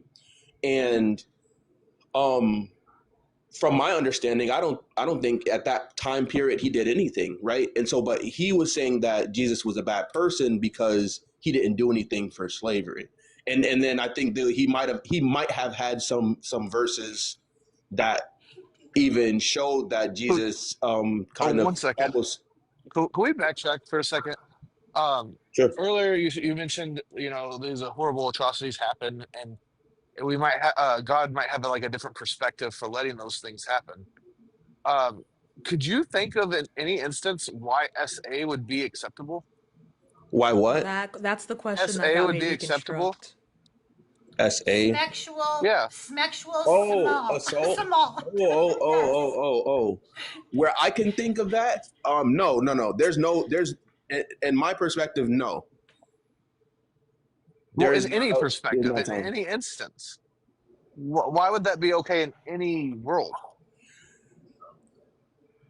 Could you think of a lesson that could come from that, or anything like you were talking So about? like I said, earlier. in my look, like I said, in my human perspective, that's never okay. In my human perspective. But it is okay if your in God my does it. human in my human perspective. I don't have a godly perspective. Brain, do you know that when you say stuff like his ways are higher or lean not into your own understanding, that what you're doing is giving us a thought terminating cliche? What do you mean you don't know? Even if we believe your story, then you were given the knowledge of good and evil the day they ate that fruit. That is why we're all cursed, remember? So you know whether that is good or evil. You don't need any other perspective. You have a brain and you have the knowledge. That is what the Bible says. So Right. you know that there is no good time for that to ever happen. And there's no good reason for it. If you have a God that has a different perspective that thinks that that's cool, then you bow down to a very disgusting God. Can I also ask you guys though, since you brought up specifically SA, can I find, because I have like 2 Bibles in my home, can I find those quotes where God says to SA somebody? Isaiah 13:16. I do want to clarify though, that wasn't my claim at all. No. Okay. They are in there, but that wasn't what I was talking about. Okay. So what you were just talking about, the fact that it happens is bad. Yeah, and then Numbers and 31 also, I guess. You guys keep talking. I'll be right back. I was just trying to see how it was analogous to your point with your kids and the plate tipping and everything. Like, I don't see how that's analogous at all. Wait, so you're saying you don't see how someone getting SA learns a lesson from that? Is that what you're saying? Is there a lesson to be learned there? No, I don't believe so. But that's why I'm asking you. Is that why you asked about yes, it? Yes, because that was your whole point. That was your okay. Whole point. So it's not so okay. I'm saying that there are some things that are learnable, like you can learn from. That's not one of the things I'm saying you can learn from. Okay, I'm just confused because your whole point of that analogous was to it might look the whole. Some things happen not necessarily for people to be better, or for things to get better, or for somebody to learn a lesson from. Not everything may happen for that reason. Okay. So like, so like, you everybody gets sick at times, right? We could probably do without the sickness. We don't learn a lesson from it. we get sick. We could do without it. Well, we don't need it. That goes back to the very beginning of the conversation, where it contradicts the all good, loving God. If there's no reason for it, then why is an all loving, all good God allowing it? If there's no reason for it.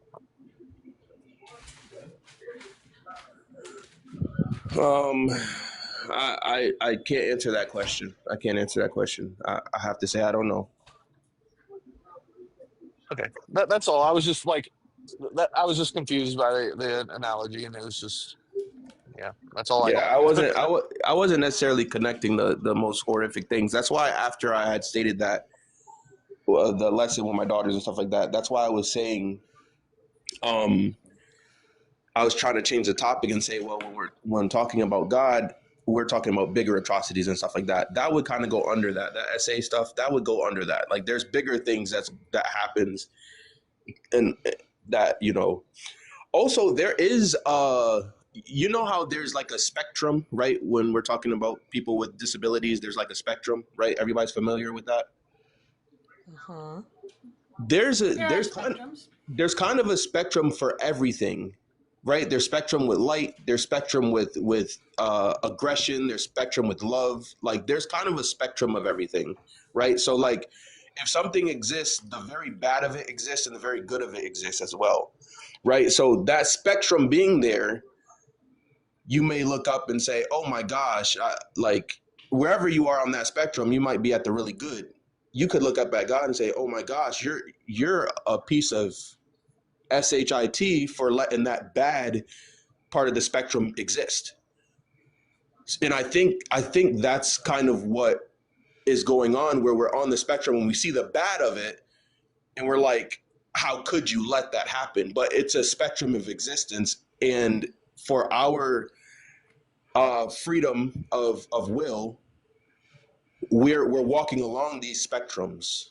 You might get up in the morning and be really, really angry. You might be really, really sad. You might be depressed, or you might be really, really happy. You might be excited.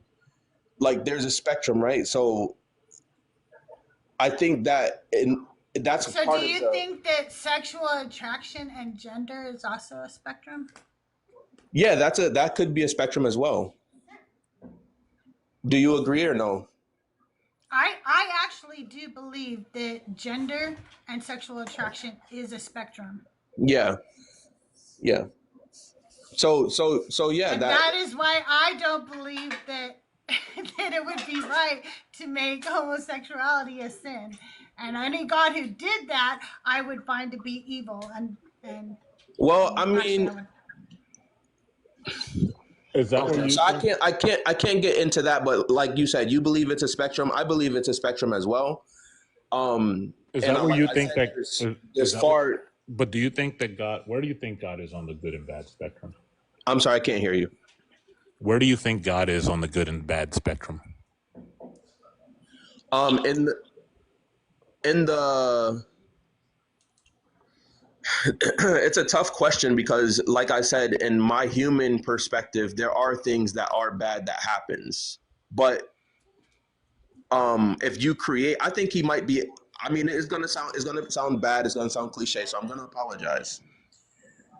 But I think he's not a part of those spectrums. So when people say God is all good, which I think that was a thing that Sam, you said that, right? Like that's the problem. Yeah, I was about to try and I was gonna ask like when are we gonna hone back into the point? but you're right. That he's all good and stuff like that. Yeah. I mean, How can an all obviously good that's a God allow perspective. for bad things? I think the all good God. I think that's a perspective of people, because obviously you have a perspective that he's not a good God. There's some people who's like, and then there's some people who's like, yeah, he's all good. He's always good. Da da da. Da. So I think he's off of that spectrum. I think you can judge, or you try to judge based upon your experiences and what you see and hear. But at the So end God of the is day, not all good? for me, I think he's off the spectrum. I think he's not. I think I think he's off that spectrum. I don't think that he's good. I don't think he's bad, because So you disagree with the Bible? Because like, think about this. Yeah. Well, possibly, but think about this. Think about this, right? If I make a computer, or let's just say AI, you make AI, right? Okay, the person who makes AI goes and does whatever it does. For some people, it's really good. For some people, maybe it's really bad. Am I bad because the AI is bad? Because bad exists in the AI. Am I bad because of that? What do you mean by bad? Like, let's say that the AI done created, like, let's go into the Avengers or something, right? Ultron, if you guys are familiar with him. Let's say Ultron AI built himself a body, and he started like doing atrocities or whatever. The worst of the worst he started doing. Am I bad because of that? If you created him without the safeguards to prevent those atrocities to occur, you are just as culpable as the AI is. Okay. Yeah. So just as evil and just as good, maybe, because maybe he did really, really good things as well. So Well, I'm everything that I've created. Is that what you're saying? No, check it out. Like the AI is really good, real world example, right? When generative AI first came on the scene, and they added social media to the learning model, it came out of Yahtzee. It just came out of racist Yahtzee. Like, you would ask a question and it would say, yeah, but I also hate the N-words. Like, whatever it was, like, oh, you want the square root of this? But how about them J words? Like, that's what it was. And so they were like, ooh, I don't like that. And they put in safeguards. And in some cases, some AI programmers overcorrect, so that if you even ask something tangential to that, like, hey, I can't do that. And some, like, adjust. But if somebody was to be testing an AI and just left it a Yahtzee, like if we just had Grok all day, would you say, hey, person with weird name, it's because I'm black? So if you were to, like, if they were to just leave it as a Yahtzee, and then other people were to use it and it just says Yahtzee stuff, do you think the people who made it are good? I don't say. How do I say this? The people that put the bad, the negative thing into that, they might not be all bad. Just because somebody does something bad doesn't make them all bad. Yeah, but are they good though? Are they good people? They may be good people. You can't judge off of just that. Yeah, I can. Look, if What you if, okay, you can, right? Okay, so what if if I a, had what if a third grader did that? What if a third grader just had access and did that? Now is that third grader bad the rest of their life? They're a bad person the rest of their life? no, but in the moment that they're creating, Okay, if they then. have, hold on. Going to a third grader is weird, right? Because a third grader we know may not have the capacity to even understand what they're doing. Like when I was born in 1980, and if you had a microphone recording what I was saying in third grade, I'd be off this panel. Just letting you know. Like you. Is it fair to say that there's some adults that may still have the capacity of a third or fifth grader? Why are we being ableist now? But because I'm saying just because someone does something bad doesn't innate make them bad. If you have a person who is like, I don't know, your barber, and you go to the barber shop and they got the best lineup in the world, and their skin fades look like they're painted on, right? They tape up your beard like you wouldn't believe. It looks super clean. And then you find out that they drown kittens on the weekend. That's not a good person. No. But what if they mess up everybody's lineups and save kittens? Does that make them a bad person? That makes them a bad barber, but a good person. It's very simple. That's what I'm saying. If you do something bad, now I get what you're saying. You're saying, no, but I understand what you're saying. Remember what you're saying. So this is actually a question I wanted to ask you, because when you said it, my ears perked up. I was doing some like things, but you said that like when Crystal asked you about the essay, right? Yeah. You said from our perspective that looks bad, and I agree with you. I think everybody on the panel, we're a good person, so we're gonna say essay is bad. Yay us, right? The bar is in hell. But we don't have a godly perspective. So this is the question I ask you. Do you want a godly perspective? No. Like, do you think it's a good thing to have a god? Like, is there any part? I don't want a godly perspective. No. But do you think it's a good thing for anyone to have a godly perspective? Any human? For anybody? I think it's good for God to have a godly perspective, and whoever he sees fit to have a godly perspective. But I do not want a godly perspective. But hold on, you have to hear what the entailment is. Yeah. The entailment of this godly perspective is that you're looking at SA and you go, I'm going to help somebody find their keys. So do you think it's good for anyone to have that perspective?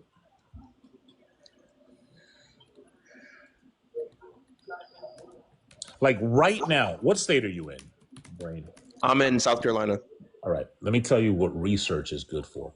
South Carolina, I know you have a very high chance of having close to triple-digit people within 50 miles of you that are currently putting the lotion in the basket. Do you know what I mean? That sounds crazy. That sounds crazy, but all right. If you want proof, go to your post office and look at the wall and see how many I lost my mommy posters there are. Okay? So that means that if I were a Christian and I prayed to find my keys and then I found my keys, I'm in Florida. I'm close to you, but not quite. North and South Carolina are crazy hotbeds for this. That means if I prayed to find my keys and I found my keys, that means the God went past all of those people putting the lotion in the basket and said, yo, Jeff's keys are more important. And then somebody's going to tell me that perspective is a godly perspective. And so my question is, should any entity, anybody have that perspective? Other than God, no. But why would it be okay for God to help me do anything? Like if my knee hurts and he heals it and I'm like, yay, God, kids in the Congo are working in mines for free. Why is that perspective okay? Do you know what this kind of reminds me of? There's a lot of times where, and I can't speak too much on them because I don't understand everything about them, but I do run past their videos sometimes. Have you heard of Israelites? Uh-huh. Hebrew Israelites. You talking about Hebrew Israelites? Yeah. So a lot of times I run past them having debates on the streets or whatever have you. and I hear them. I always hear them saying something that I never really agree with because I never really understand. But I do believe that they believe in a different God than like Christians. I think if you ask 100 Christians, like the Family Feud, where they ask 100 Christians who is God, they don't have enough space on that back wall. It's going to be, survey says, one. Yeah. One. I get it. So that's neither here nor there. But remember, I'm praying for my boss to give me a raise because I ain't got no dough, right? But St. Jude's is running out of beds. And the God is going to be like, Jeff getting a PS5, a new one, is more important, right? More important than St. Jude's and 3 and 4-year-olds with leukemia. I don't think that perspective is cool. Even if it was, I can't necessarily give. Okay, I get what I understand 1,000% what you're saying because you've pretty much said it in 50 different ways in the same way or the same thing I don't know how to explain it, but you get what I'm saying. I understand your perspective. I get what you're saying. You're basically saying that you feel like God is picking and choosing the less important things or just picking and choosing where you feel like he should help us in a certain place, but he's not. He's helping in other places, and I get that. I don't even think it's the picking and choosing because if he could do everything, then he can just do everything. But like, I can even give it to you with something that's not a huge, like you wouldn't consider a huge deal. And you would still agree. Did you know that when I was 14 years old, I missed a bunch of playoff Knicks games and I was mad about it? Did you know that? Okay. Do you know why? Do you know why? Why? Because Orenthal James Simpson decided to get in the back of a Bronco and drive down the highway. And the Knicks were playing, and they were like, we not showing you the Knicks playoffs? No, Nicole Brown Simpson and this other dude, unalived. And dude is in a Bronco, and Jeff can't watch the Knicks. That happened. Right. And that made, like, I'm being cheeky, right? Because I didn't get to watch Knicks games, but I was 14. I don't have like a conscience. Like I didn't know. But 2 orphans were made when that glove wasn't fitting, right? 2 orphans were made. And meanwhile, whoever was in Houston, right, praying for John Starks to go 2 for 18 from the field and Pat Riley to keep him in the game in Game 7, they got a championship. But those 2 kids, no mom.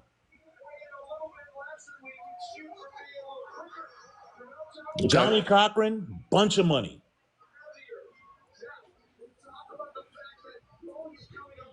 Two kids. You find out about Mark Furman, though, and I think that's a W.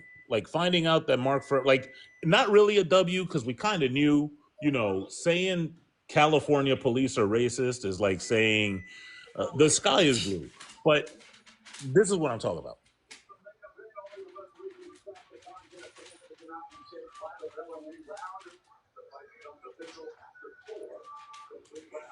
Is it just me or are we losing the plot? I think he muted himself and didn't know it. Oh, Jeff, you're muted.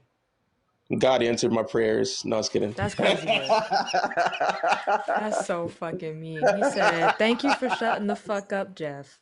Oh man, that's not like a worldwide issue, right? You shutting the fuck up? Well, me shutting up is. Jeff, you muted, man. You muted. No, I was waiting. Listen, I'm sitting there. Let me paint you the picture. I was sitting there looking up, waiting for this plane to land, and it just disappeared out the sky, bro. The plane landed. I was saying, look, the orphans were made.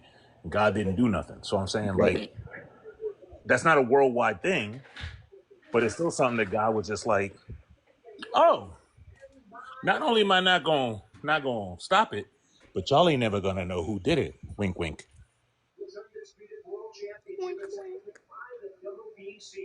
I think as humans, we want our answers, or we want our questions answered and stuff like that.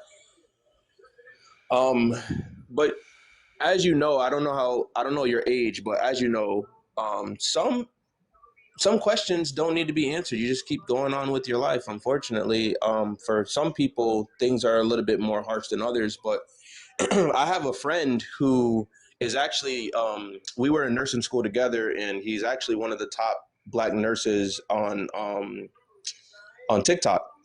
And the things that he has been through is insane. But where he has came, the fact that me and him graduated nursing school together, and he's doing a lot better financially, he's doing a lot better mentally and things of that nature. A lot of people use his story as testimony, and they use his story to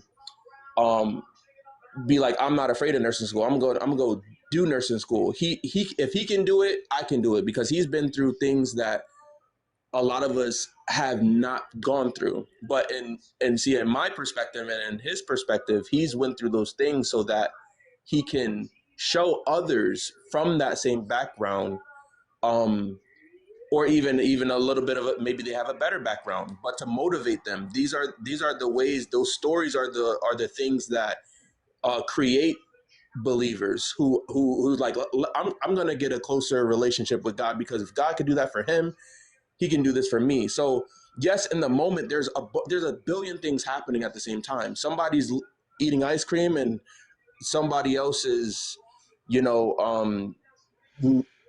in the last 5 minutes. You know what I'm saying? Like, everything is happening simultaneously. And so there are things we're going to look at, and we're going to be like, why did God let that happen? Why did he let that happen? But you have people like my friend who has risen through all of the BS and has achieved something, and people are able to look at him, and he's able to point at God. Despite the fact that God let all that shit happen to him, he still became a nurse. Good for him, because like, God didn't do anything. You're just saying that. You're saying that he went through a whole bunch of shit and then became a nurse, and you're giving that glory to God when your friend has worked his ass off to become a nurse. So not only am I giving the glory to God, but he has given the glory to God first. He has given the glory to God first. See, the thing about it is, a lot of people who don't believe in God, they have a heart where only God can show himself to them. I cannot say anything to prove God's existence to any of you. There's nothing I can say to prove it. When God shows up in your life at the time where you think there is no God, that's when you may become a believer. So I've gone on a bunch of different panels where people say, prove to me, show me evidence, but that's not how it works. So you guys are inherently Right. You guys That's are exactly right. You cannot show us evidence or proof of this God. You make claims and give him glory for things that humans do.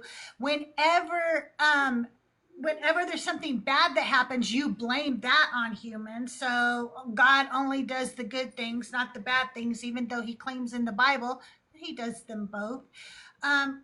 The story just doesn't line up. And you said earlier on, like, that you don't even believe everything in the Bible, but that's where this God comes from. So how do you believe in a God that comes from this book? God doesn't come from the Bible. The Bible comes from God. Okay. Don't mix it up, sweetie. No, Sweetie. Don't call me sweetie. Oh, I'm sorry, Lemur. Just to be clear, right? We said about the essay and the child cancer, and your response was your friend graduated nursing school, Mm-hmm. and then when told that, like, the Bible is clearly a problematic book, your response was to use my punchline, like a colonizer. Wait, hold on. Like a colonizer. Hold on. So let's go back. Yes, Charlie D'Amelio. So the first thing that Jesus said. No, let's go back. I did a dance, and then you came and So you clapped talk. on the 1 and the 3 and said lemur, and you're not supposed to laugh right after the punchline. You know that, right? Like you did that, but it seems like you're uncomfortable with where the conversation was going, and now you want to be a jerk. Like, is No, that no, what's I'm going not on? trying. Okay. Don't paint that, brother. I'm a very intelligent individual. I'm here to learn. Intelligent people can also be jerks. Okay, so if I am being a jerk, I apologize to everybody on the panel. That is not my goal. Listen, When you Jeff, apologize, I you should wanted to apologize. ask. Listen, brain. When you apologize, you should apologize for specifically the offense you committed.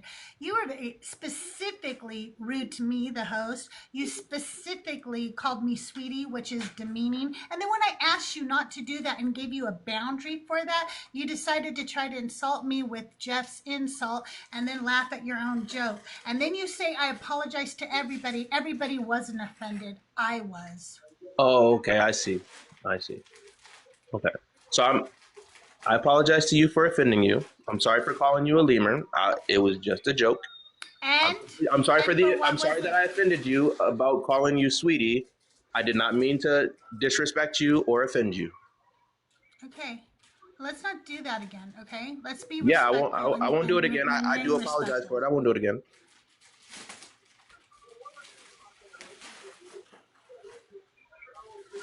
Anyway, your God sucks. Respectfully. Also, if he were to show up, just out of nowhere, like if you look for him, he will show up. Let's say hypothetically he does decide to just randomly show up. First of all, why is he choosing to show up now and not all the other times where he should have shown up? But also, why do I have to seek him in order for him to stop all of the horrible things that occur when most of the, well, actually no, technically every bad thing that occurs is his fault. What's up with that? I hear you. You do that? So there's this. To be honest, I don't truly have an answer. I can try to answer it for you, but I don't truly have an answer for you because I get what you're saying. Like if he's the cause of the bad things, why am I looking to him for the good things? And that's your point, right?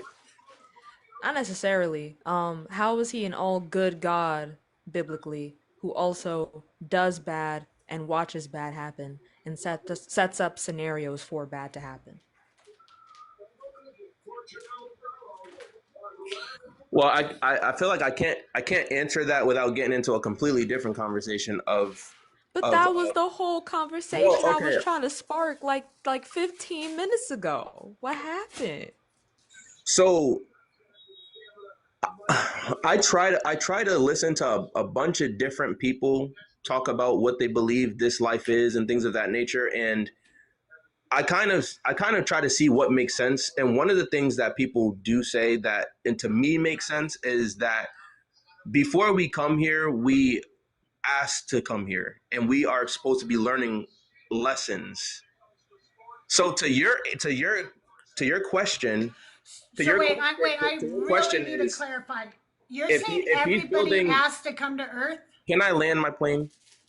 No, I We have to need know. Is a that what you clarifying meant? question. Okay, I'll answer it after I land my plane.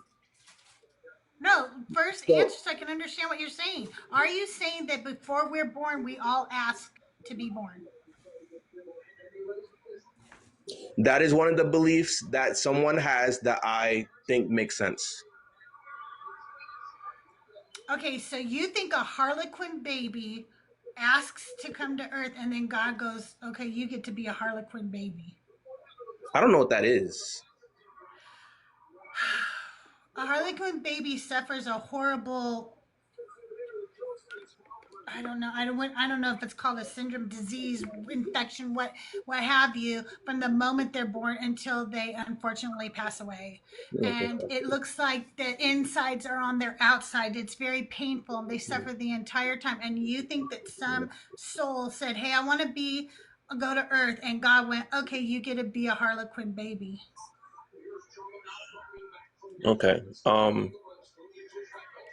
Can I respectfully decline to answer that question and move on to what I was saying? Or do I have Yeah, to? go ahead, and then we'll finish up because this is the second time you've dodged my question. The last Okay, time you well, told look, me look. to dodge it, and this time you dodged it by just Okay. wanting to pass. And I've got 3 people waiting, so I'd rather have people who want to answer my Listen, the questions reason come up. why I'm trying to dodge the questions is because I know that if I continue to answer these questions, we're gonna go somewhere else, and I'll never get to answer her question. But Go ahead, land the plane. Go ahead, land the plane, and then come back to mine. Thank you. Okay, so. And Honestly, I gotta honestly, retract. fuck my question. I don't like how dismissive you're being. I don't like it. She asked a simple yes or no that does not require any further elaboration. You very easily could have answered that question before getting back to mine. And besides, I'm co-host. She's the host. She has a clarifying question. You should answer that and respect the space that she curates. I don't like how you're acting right now. That was a very simple question. That was a yes or no. I don't think it was a yes or no question. I don't think it was a yes or no question. Not from my perspective. So and I don't the remember. yes or I no don't even question, at this point. I don't remember what you asked. But okay. So for the host, as far as somebody coming in that situation, if God can do all things, what's to say, or who's to say that when that baby was coming into conception, and when that baby was showing signs of having issues when they were born, that the pain that we see that baby may be in, and the experience that we may see that the baby is in, that God cannot take that pain and that experience away from the baby, so the baby is not actually experiencing that. So when that baby is But they born, are. Don't do that. Don't do see, that. now Okay, that's what I'm talking about. Now don't do that. That's why I didn't want to go down this road, because I already understood that what calm down. You don't need to yell. You don't need to yell. But don't it's sit fine. here I'm and I'm say out. to. I'm out. I'm out. I'm out. Okay, I'm out. bye. That's why I didn't want to answer the Bye. question. Go That's ahead. why. Leave. Go ahead. We have other people waiting. You can leave. I'm confused. What was the crash out for? Because he didn't want me to say that he shouldn't be minimizing what the Harlequin babies go through. That was crazy. I am his pastor. You are over 18 and you're a Christian. Well, I was going to come up and talk to help that young man that you just had up here. Because I feel like you guys were all bombarding him. And it wasn't very nice.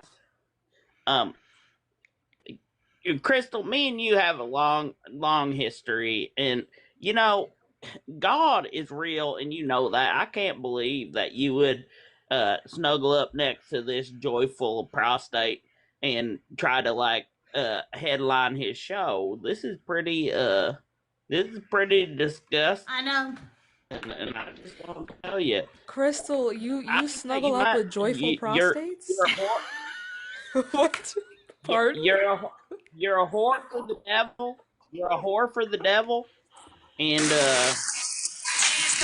you're whoring yourself to the devil. I don't know what to say.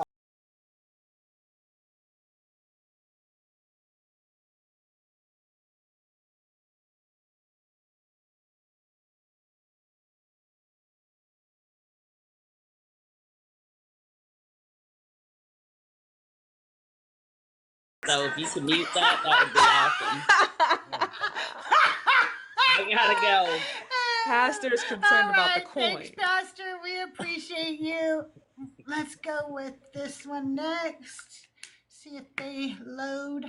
Hey, you're certified. How are you? Hi. Hey, sorry about the name. It's a joke, I promise. That's okay. Are you over 18 and are you a Christian or a believer of the God of the Bible? I am 20 years old, and I was, but I've kind of strayed from the faith because of some I don't know the right term. I guess it would be like moral dilemmas. Did you want to talk about those and see what we think of them, or are you having some questions? No, yeah, it was mostly because it's mostly to talk. I'm not here to really debate. It was more like to express my opinions about this, and like I think y'all would probably from what I've heard, I feel like you guys would relate, right? About like the suffering and like how is it justified? Like how is what we see in this world, like how does it like really line up to like who this God is claims to be, you know? And it just so I don't know.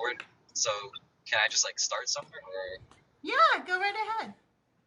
Okay, so I dove into like a bit of the theology, right? So like I heard a bunch of seminars from like these like pastors on YouTube. We got what's his name? Like these old, you know, these pilgrims and these Puritans and people like that.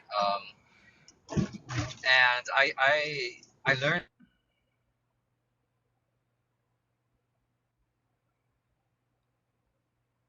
Did he like cut out for you guys? what or like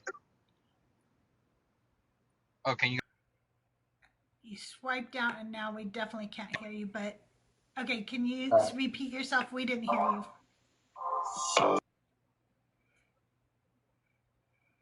So one of my like gripes with Christianity is like seeing the suffering, right? That comes like that's just very apparent in this world. Like I forgot the term you used, but like the baby you talked about, like this The person Harlequin that would, babies.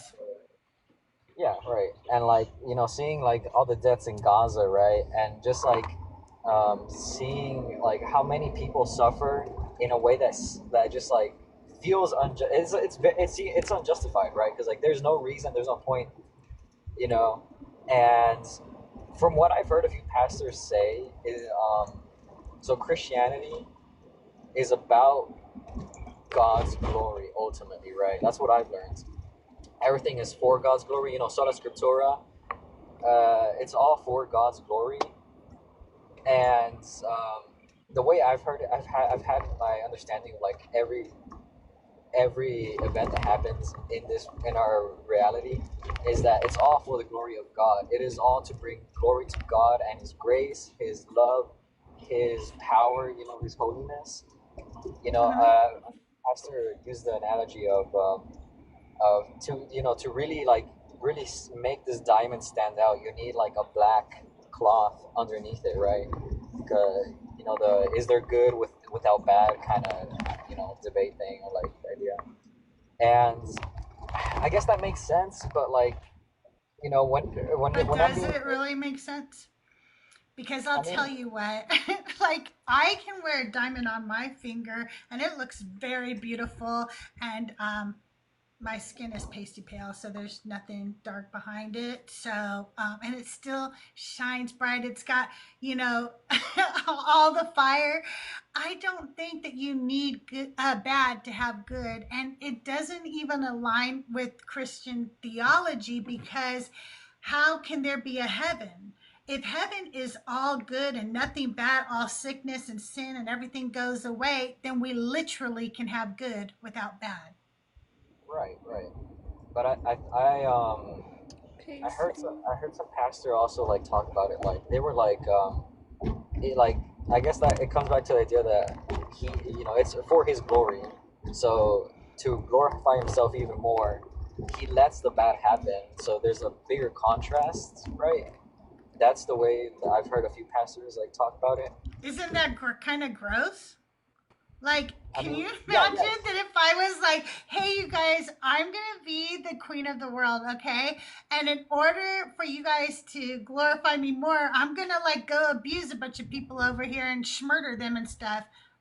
And you guys should all praise me because I didn't do it to you. Right. You get, that's horrible. Right.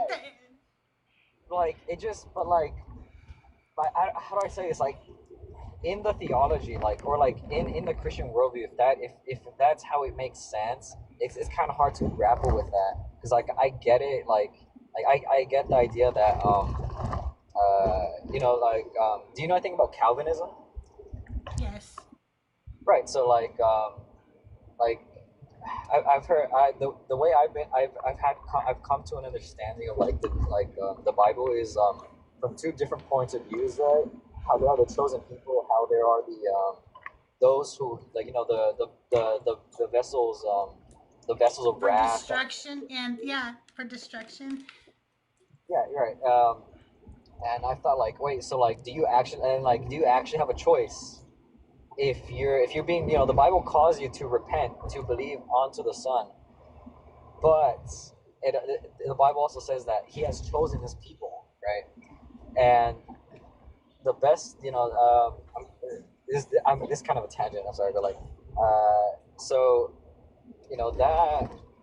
that way, I found it best to understand the Bible from two different points of views. Our point of view, from our point of view, we do have a choice. We do have free will. But from God's point of view, everything has been set in motion. There's a plan that will happen from the beginning to the end, right? But with that, does that make sense, right? Is that? No, if there's a plan and everything will happen according to God's plan from beginning to end, we cannot also then have free will. No, yeah, but like the way a stop motion character can in the story make his own choices, do whatever like this character wants, quote unquote. From their point of view, they do have free will. They are making the choices to walk, talk, jump. But from the puppet master's point of view, he's the one working everything, and like, do you get what I'm trying to say? Like, wait, then they certainly don't have free will. Yeah, that's like textbook why they don't have free will. Just because they think they do doesn't mean they do. Right, it's just an illusion. Exactly, an illusion. So, but like, I still feel like I'm like having these ideas. I'm talking, right? Like, I feel like I have free will, but ultimately, in a way I don't understand, the Bible tells me I don't have free will.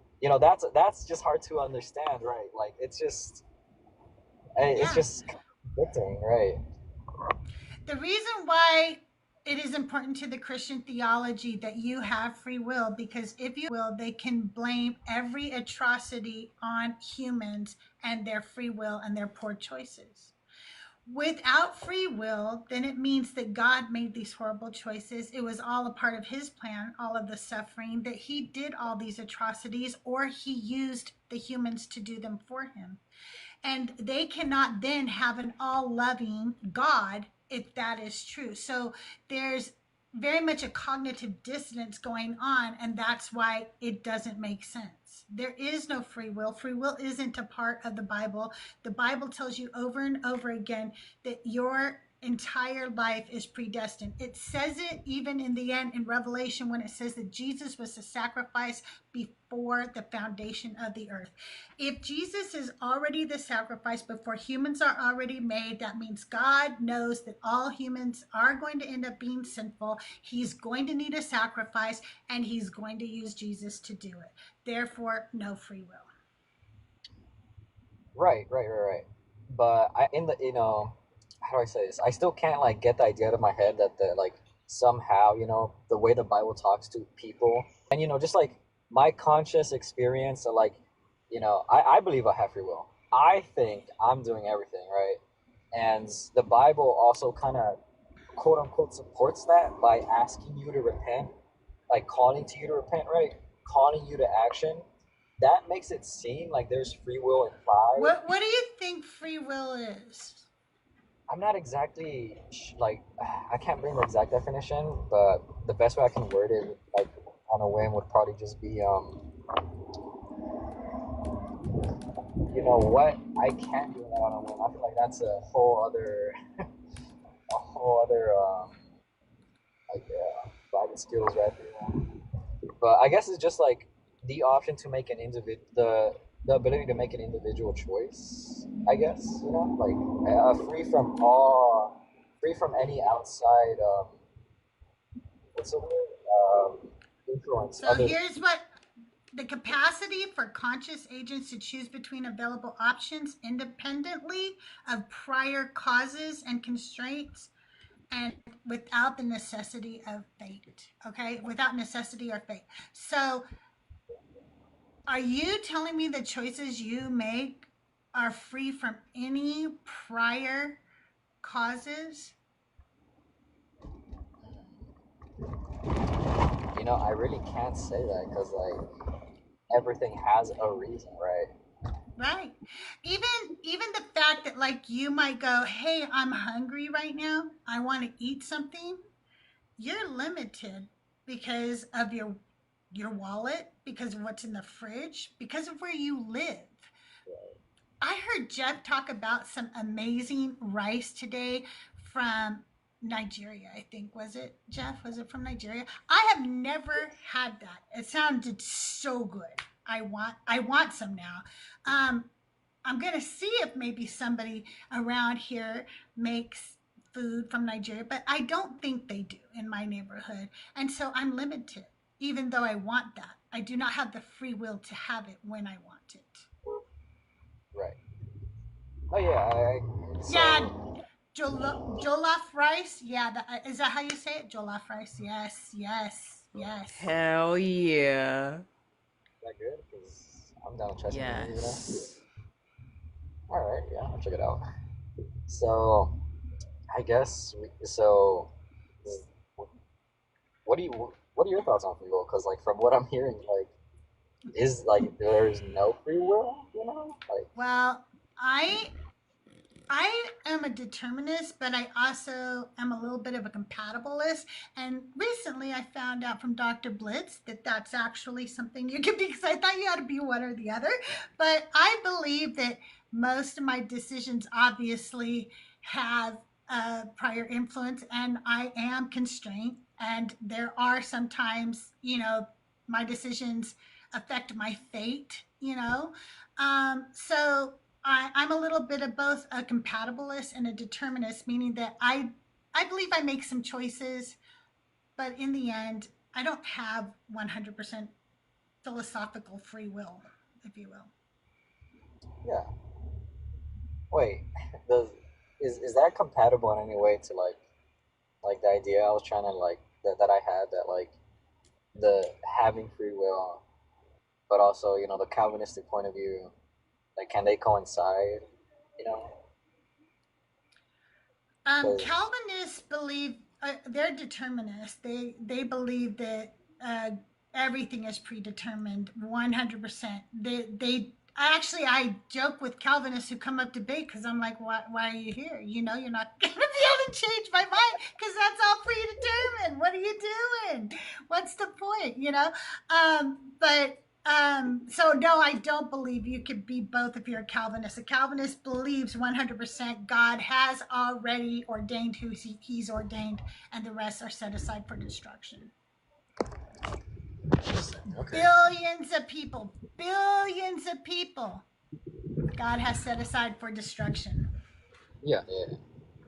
Okay, yeah, that's interesting. All right, yeah, this was a great talk. Thank you. This was really interesting. I'm definitely gonna try to look into this a bit more. Yeah, make sure you follow JA Debates. I am one of the revolving hosts, but Joyful Apostate is the regular host here, and he'd love for you to come back and talk sometime. It's been a pleasure. I really appreciate it. Thank you. Yeah, thank you. Have a good one. You have a good night. Hey, Rob, how are you doing tonight? I'm doing good. Thanks for asking. I'm a believer. I know you are. We've talked before, and I've seen you on like Mezzo's live and Joel's live, and I don't know, pretty much everybody's live. So Yeah. tell us about God. What do you think? We think he doesn't exist. What do you think?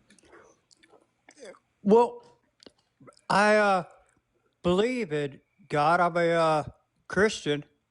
I believe in the gospel, and but I don't go around thinking anybody that doesn't believe is inferior, like y'all seem to. I think people who don't believe are inferior. No, you think people that do believe. You think you're better than a believer. I think that believers are inferior to me. That's what you think, I think. Yes, and I think we're all equal. Myself, when I walk out the door, everybody's somebody in my world. I don't think that believers are inferior to me. My best friend is a believer, and I love her pretty much more than anybody other than my own family. That's cool. Then why are you putting people that believe down and trying to make them How did I feel put bad? somebody down? I got called a lemur. How did I put somebody down? What is even a lemur? I was wondering. I've been watching for a while, and I want to say something to Jeff real quick. This is kind of crazy, Jeff. Are you there? Yeah, I'm here. Yeah.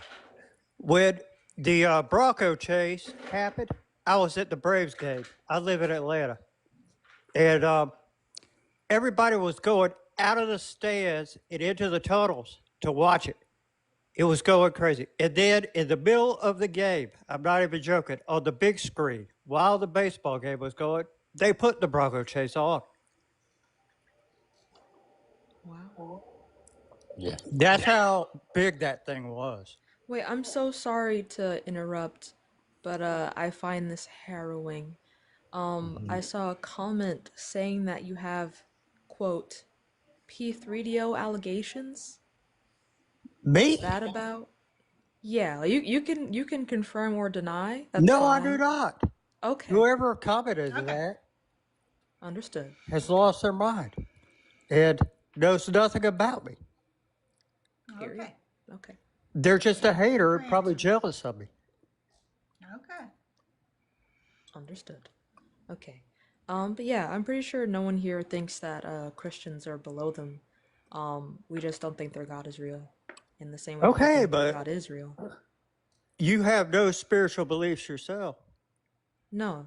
I was a Christian for over 40 years, so that's where I measure my... Yeah, I was Christian for a while too. I am now free. Why do you feel the need to throw Jesus under the bus? Oh, because I think he's a dick. Yeah. Good Lord. Why would you even call him a dick if you don't even believe in him? Because they wrote about him, and the character that they wrote about is a dick.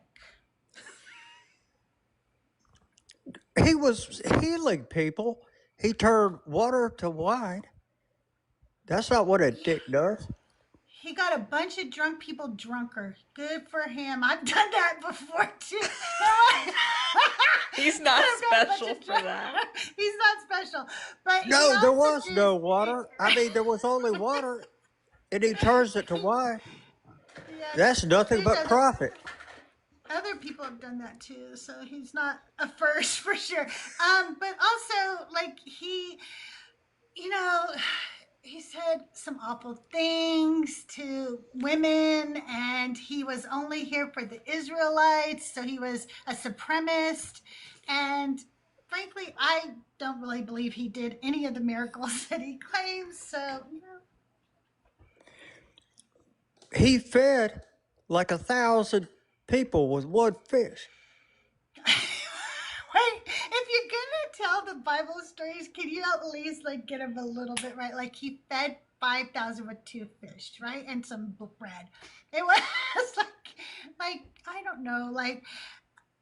Yes, I've read the gospel, and I've read. No proof of that. We have no proof of that. Yes, why do you? What if the fish were tuna fish? Have you ever seen how big tuna fish are? They could feed that many people, like if you needed them to. Like you could turn. Maybe it was a blue whale. Could be. So then it's not so miraculous, right? Because it's really big and it fed a lot of people.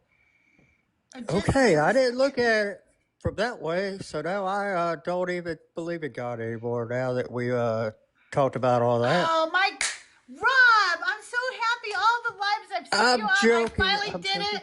You guys, I made Rob an atheist. We've been lied to. Oh, damn. No, I don't dislike anybody. Everybody.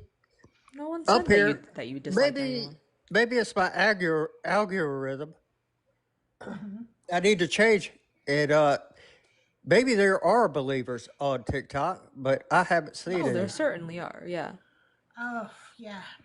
Yeah, But I hey, if you're always, a believer in the Bible, the God of the Bible, or Jesus, put a 1 in the comments. Let Rob know that you exist, so he doesn't think we converted you all to atheism. yeah, join the discussion and help me out here.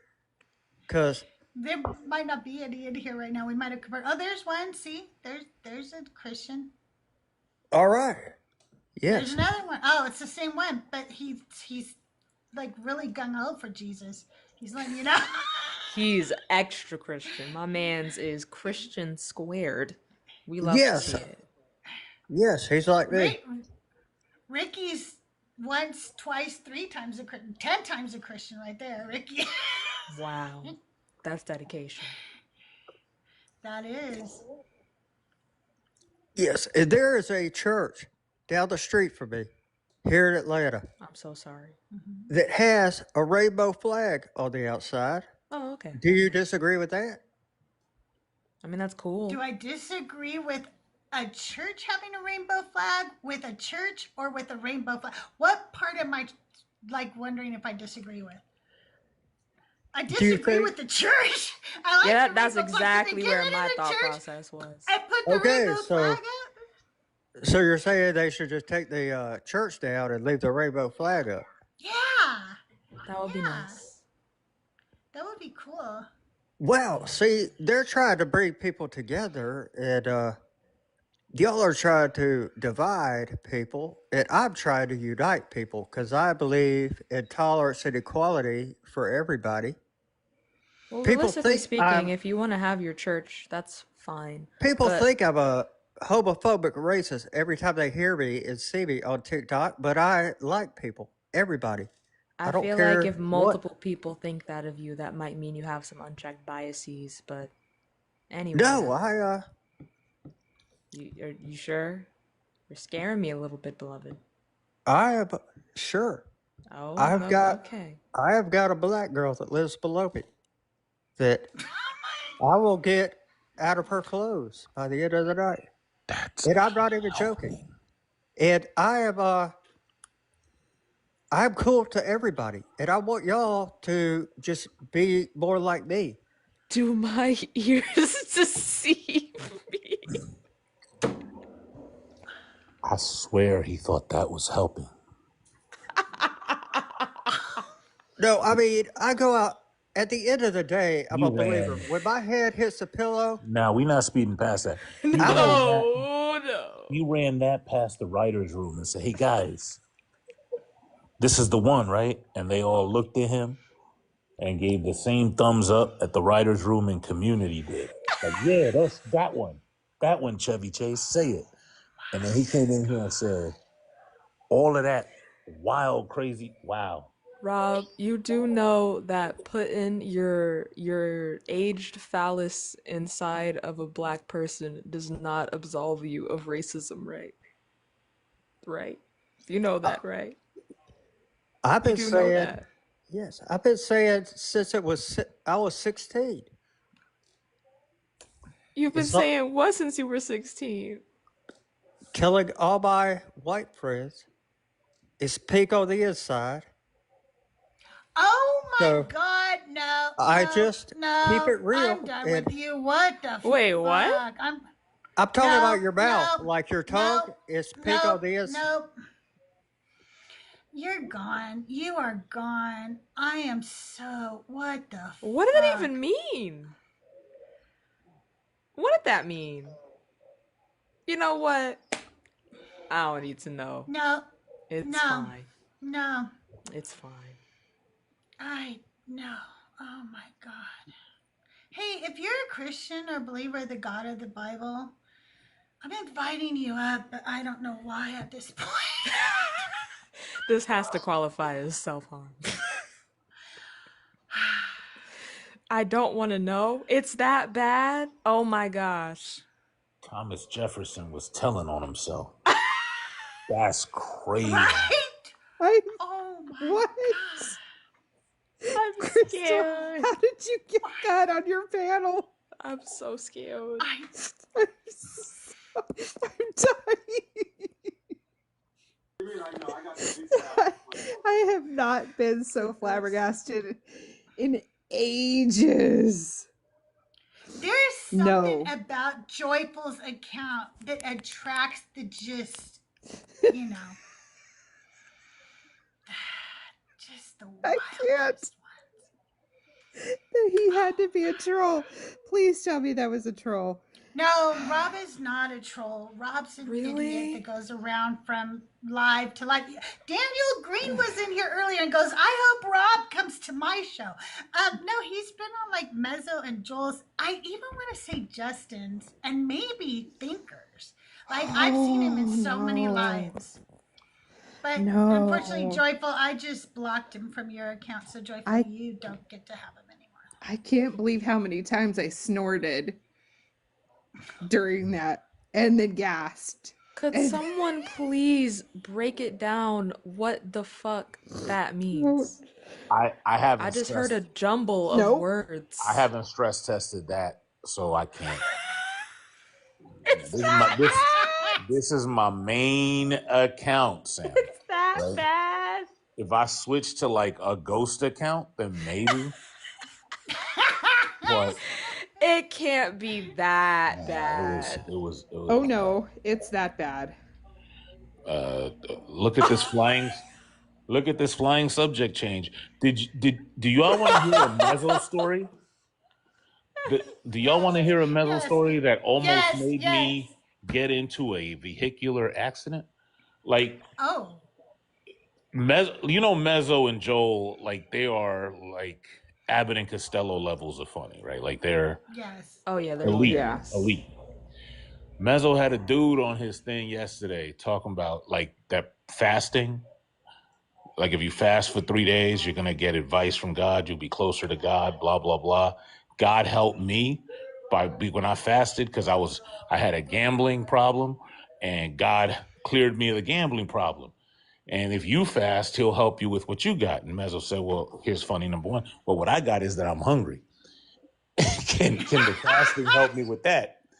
And he goes, if you pray, yes, cool. So Mezzo says, I'm going to pray to Jesus that he makes me feel full, right? So that I could fast. And I bet you $50 it won't work. And this man took the bet. And so he starts the prayer. He does the prayer. He goes back. So we betting $50. And to be clear, this is the God that helped you with your gambling addiction. Yeah.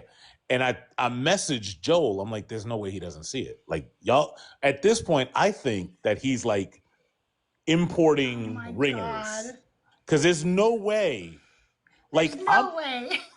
I write bits and I come up with stuff. Sometimes I come up with it on the fly, but I'm nowhere near the level to have that happen so perfectly where the dude is like, yeah, I'll bet you $50 and God healed me of my gambling addiction.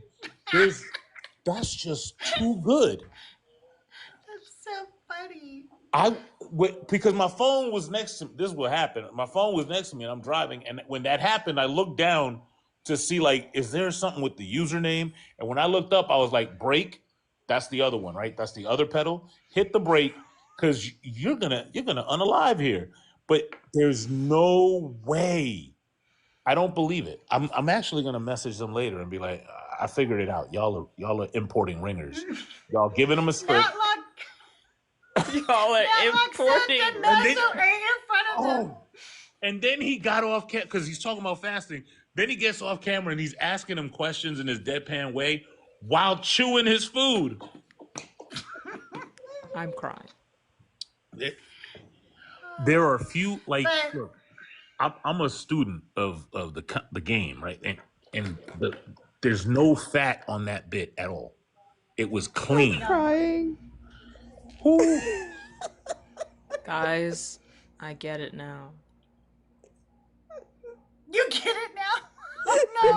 I miss who I was before I got it.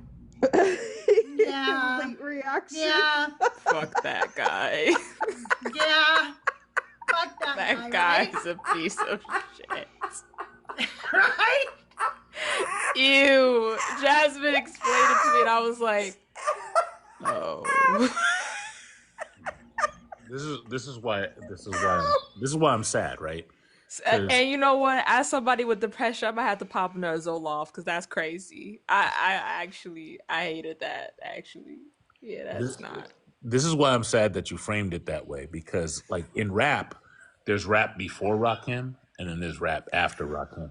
And you put Who it like decided that that's how rap is categorized? multi-syllables and punchlines, but you said there was Sam before I got that joke, or not that joke. That wasn't a joke, but before I got that, and then there's Sam after, and that saddens me for you. Because you're right, that was a breaking point. Does it sadden you because my depression is worse, or does it sadden you because it reminded you that we're in a rap era after Rakim? All of the things. Like, we're in the rap era after everything. I don't even know if I would classify this as a rap era anymore. Yeah, that's a good point. You know, something that Nicki Minaj. I'm so sorry that's triggering for some people probably, but Nicki Minaj. Some of her bars are just her saying a concept and then a word that explains the concept. How do you feel about those bars where it's like I said a sentence, now here's a word that has to do with that sentence. Period. 67. There isn't. What if I block you right now? What if I block you? It means right nothing. Hang it up on the screen. I don't think there's a name for that style. She's not the only one that does that. Yeah, I know. Aubrey has done that. I can't call him Drake. Aubrey. I can't call him Drake anymore. And Aubrey is like great. most of the people in that clique do that. I don't know that there's a name for it, but I do know that Young Money. I don't like it. I don't like it. Yeah, it always makes me uncomfortable. Like somebody would be like, yo, packing up my moving things, duct tape. Like, pardon? like what? What are we doing? Speaking of, she actually does have a duct tape bar, which is a choice. What the heck is 6'7"?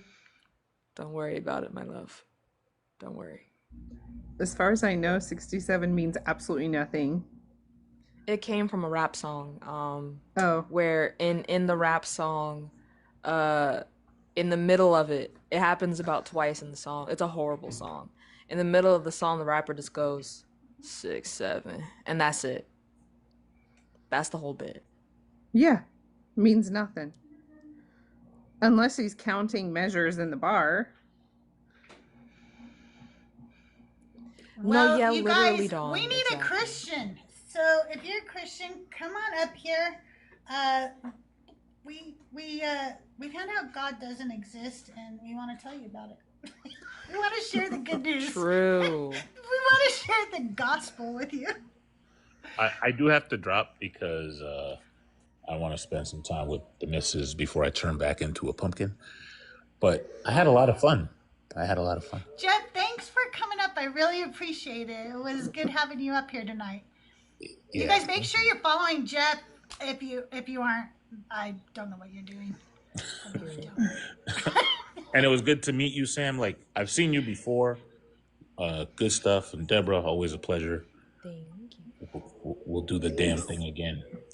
Peace, y'all. Awesome. Bye. Good night, Jeff.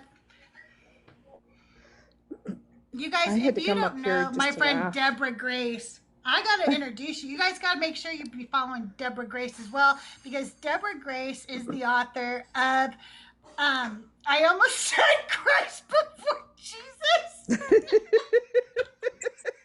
Close enough, question mark? No, crucifying the Bible. I'm so sorry. It's not close enough. Anyway. No. I gave you too much credit. Never mind. Hey, Pastor, welcome back. Oh, I had to drop a minute ago. I had to drop a little bit ago because there was some stuff going on, and I had some things I had to deal with. I have my grandson, and I think we all know the story about my grandson. But I have my grandson, and so I had to drop because he needs he needs to know the devil ain't gonna get him while he's sleeping. So I had to go comfort him until he fell asleep. But now I'm back, and I want to talk to you here for just a minute. CrystalJae, I know Yes. you ain't joyful. I wanted to come up on joyful, but joyful he never accept my friend request in my request to cast up. I don't know why, but you did, and I appreciate that. Of course, Pastor. I've actually never seen you in this room while Joyful is here, so I don't think you've really requested, because I'm a mod for him, and I would see you in the box if you had requested when he was here. That's I've requested several times. I must not have been there on those days.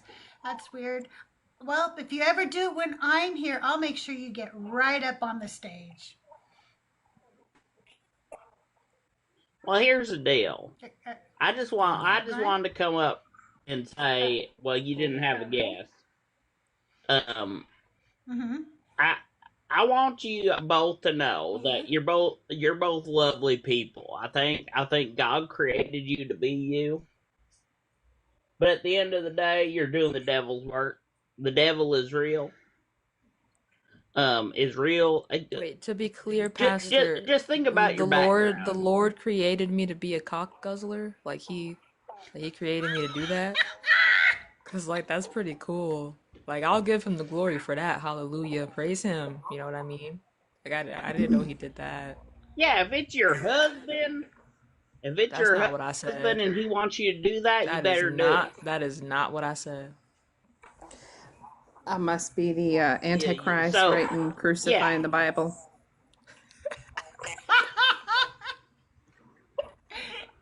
It's fine. I'm just saying that what I'm saying is if you think like if your husband is telling you to guzzle it, you better guzzle it. That's just what the Bible says. It says in 1 Corinthians 7 right now. I have a question for you. I really have a real question for you, because I heard this story about the devil, but I want to know if there's any biblical truth to this story, okay? Because sometimes, people just make up stuff and they say it's in the Bible, but it's not in the Bible. But I heard that the devil went down to Georgia because he was looking for a soul to steal. Is that true? Did he do that? I heard that he was in a bind because he was way behind, and he was like willing to make a deal. Well, did that really happen? You should read the book of Job, because he was looking for a soul. That was about the book of Job. It's about him. It's not really a fiddle player. It's a hypotenuse. And what happens is, what happened is, I think you meant trapezoid. It's about a godly man. Well, it's not a godly man, and the devil wants to entrap this man. In the hypotenuse? I just... Did Job have a golden fiddle? Did Job live in Georgia? Are you ageist? Or... No, but the whole song's a metaphor. Do I look like Crystal? Crystal! No! Look at how young my friends are. My friends are like old enough to be like almost my grandchildren. God damn it, Crystal. I don't know how I could be ageist. I don't think that's what I am. What's but going I've on? learned I just don't understand why you think or something like that. Listen, I'm just saying I don't understand how all you guys can sit up here and you sit up here and you say the things that you say, and I I don't understand how you don't understand that the whole Bible is just like this thing that you have to interpret, and you have to interpret it with the Bible itself, and you guys are trying to interpret it from a human lens.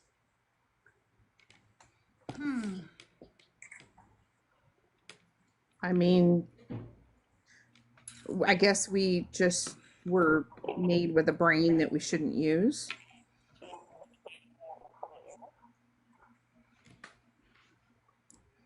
Well, I don't So what are understand you what saying you mean. is that I don't? Because Are you saying sentience I? comes from the soul. Are you saying I don't see things the way that you see them because I gotta look at them with using my spiritual eyes? God said, "Don't kill your brother," and that's something you despise. You don't. I'm just gonna get Okay, to song rapper. lyrics all night. I don't. Okay, drop the album. I don't That's despise.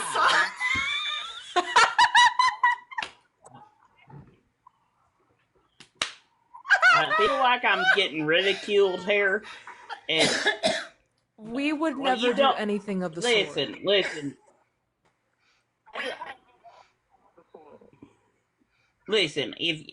But you guys are even before you even say anything, you understand that even the thought to ridicule God is a sin. So even if you just think about doing it, it's a sin. And so you guys are sinning long before you even realize.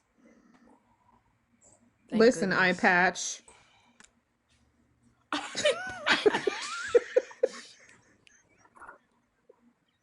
I not? Is that a reference to something? Every accusation is a confession. Are you accusing him of missing an eye? Pluck your eye out.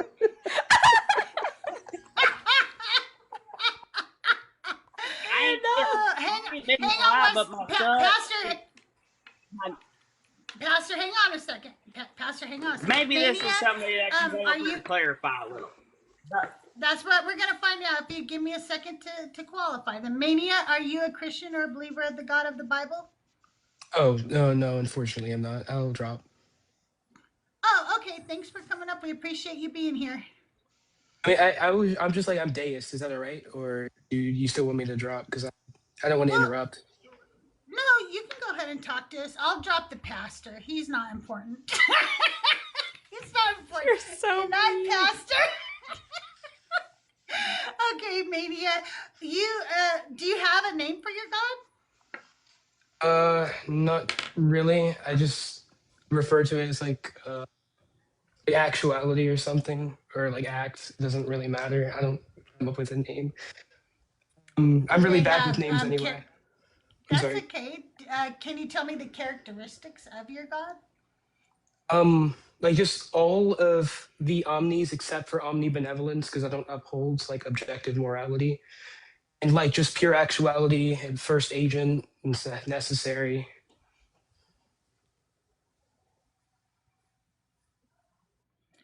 Oh, what do you mean by necessary? Necessary as in like existing across, never not being able to fail to exist across like any possible world. So like necessary in the sense like in the metaphysical sense or ontological, quote unquote. And what makes you believe that that God exists? Where did you hear about this God? Where did you learn about this God? And what makes you believe he exists or she exists or they exist? Any pronouns is fine, but like I usually just refer to like Plantinga's. I don't want to sound like a Phil bro, so I'm not going to try and use any big words, but like Plantinga's ontological argument. It's really simple. It's like two premises long. It's like if God would exist, then God would be necessary. God can exist, he's possible. So then like by virtue, God exists. It's not that long. Yeah, but all of those are presuppositional. True. Also, he did believe, it says here that it is, if a maximally great being, a being with omnipotence, omniscience, and moral perfection, in every possible world is possible, then such a being must exist in the actual world. So he did believe in moral perfection in his Yeah, argument. Plantinga, he was I'm pretty sure he actually had more Christian values. Unlike me, I don't really hold a lot of Christian values because I just started reading the Bible. I'm only like a fourth into Genesis, so I'm really new to that stuff. I'm not really ready for Christianity yet. It's not fun. If you ever just want to have somebody read it to you, Joel Reads Bible on YouTube is really fun to listen to. Or if you want to read it with some people, I read it every Wednesday at 11 a.m. Pacific time on my channel, CrystalJae, or I am CrystalJae, Jae. And we do non-believers Bible study on Wednesday mornings at 11 a.m. But Joel Reads Bible on YouTube or here, like you have to go to YouTube to have him read the Bible to you. I heard He'll Joel read was it like to you. a funny guy. He's very funny, and when he reads the Bible to you, he makes it fun and funny. So it's Yeah. a good way to listen to that story. I'm looking forward to that. The problem I have is that I don't believe that we can presuppose that God is maximally great. I think I think that saying that a God is all powerful and all knowing, and yet he still allows these things to happen, it just doesn't follow for me. He could do so if he does exist, why would I want to worship him or have anything to do with him? He's all powerful and he's all knowing, and he's still allowing everything to happen. He's not doing anything.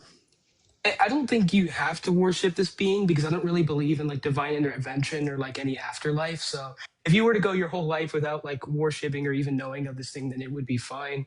But I'm just saying like as like according to like the problem of evil or like the whole omnipotence and omniscience thing. If I was a moral realist, I would just respond to that by saying maximally great being just lets these things happen because it takes some external factor of the situation into account. I don't understand what you mean.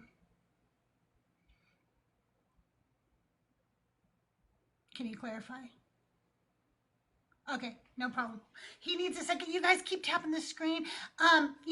We'll be done in about an hour, and we really like to get to 100,000 likes. So can you guys go get your toy out of your side drawer, put it on the screen, and go, and then Sorry about that. we'll hit those likes in no time. You can do it. I know you got a rabbit you or did something not. over there. I know you did not. I know damn well. The side drawer specifically. You know that's She said, I know where they are. Please. That's how it works. Just go try it. Y'all have fun. Well, and we'll get likes, right? So, you know. The way that the people are flabbergasted. Oh my god. Anyway, Mania, so to me, like, I just don't see that, like, okay, so first of all, I'm an ig-theist with an I. I think that we can't define a God, so there's no reason for me to believe in one. And you're actually proving my point because your God is so undefined and underwhelming, frankly.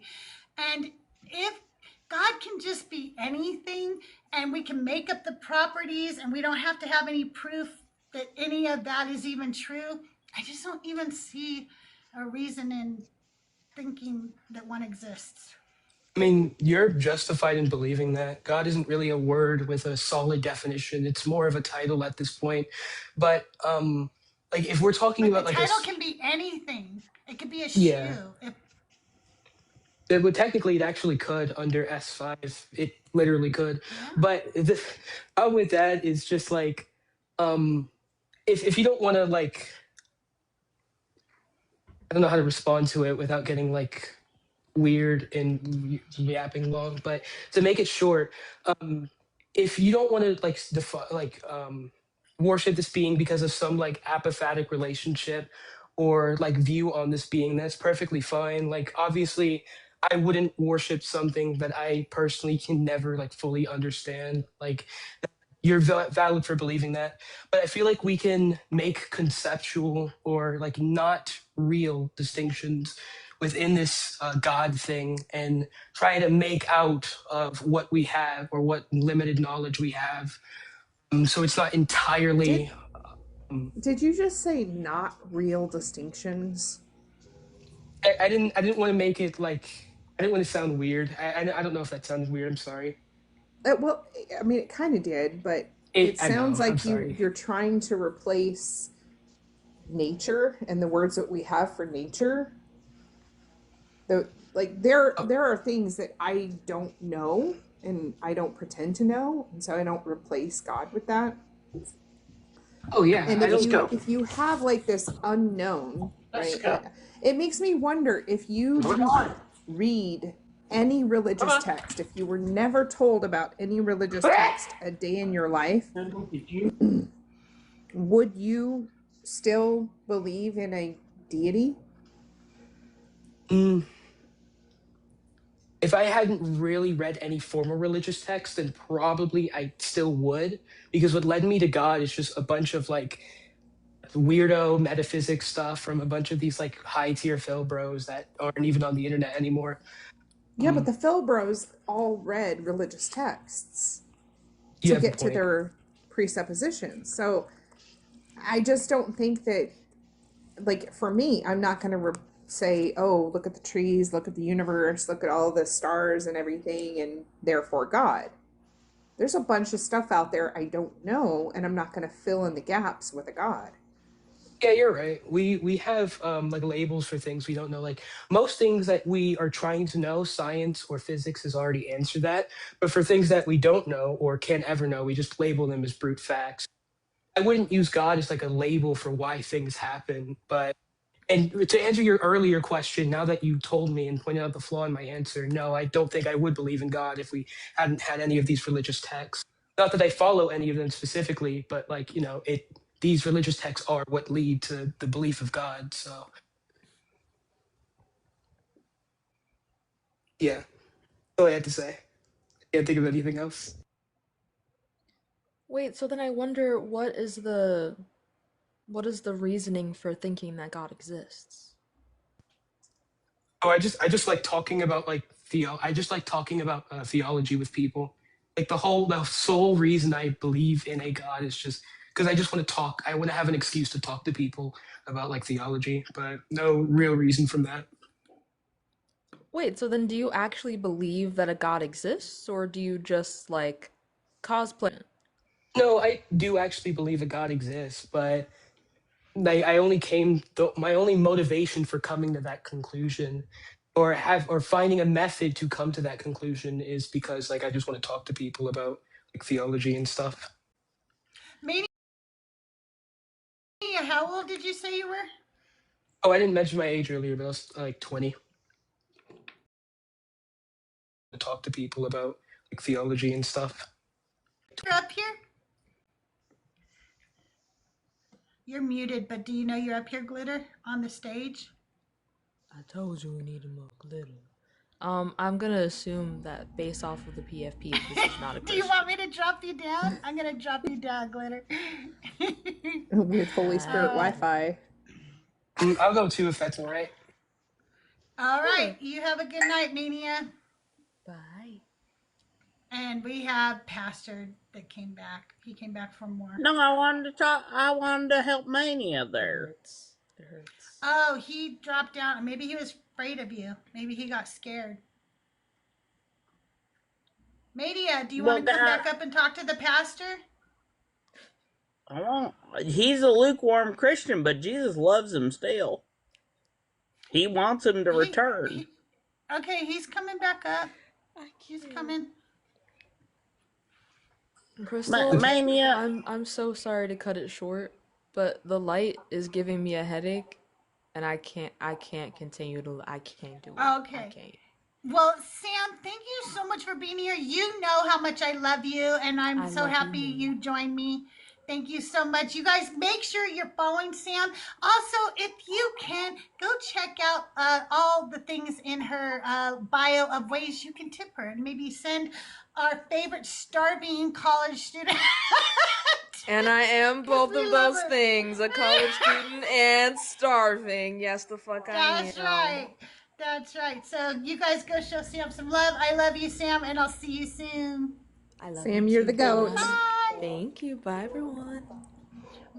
I'm gonna make Deborah split the screen with me now, so I'm not alone up here. You would. You do. You're a feminist, I see. Mania. I am a feminist. Why would you go to like a deist approach when we're trying to talk to them about Jesus Christ? I don't think Jesus Christ is the only God in every religion. I just thought it would be okay if I just came up for some reason. Okay, so you're a deist. You don't believe in Jesus Christ? Not right now. I'm looking into Christianity, but no, as of right now, I don't really. Well, you're a heretic. You know that. So coming up here is just making us look bad. I'm sorry. Don't do I'm it. not. Don't do it. Mark your Bible in Leviticus chapters 4 and 5 before you read anything about the crucifixion. Just please. Oh. Sorry for being a heretic, I think. No. We love that. We love that. Be all the heretics. Don't listen to these Jezebels. They're We're whores for introducing Satan. you to this pastor so you could see what happens to your brain on Christianity. Okay, you don't want any part of this. These two whore themselves out for Satan. It's disgusting.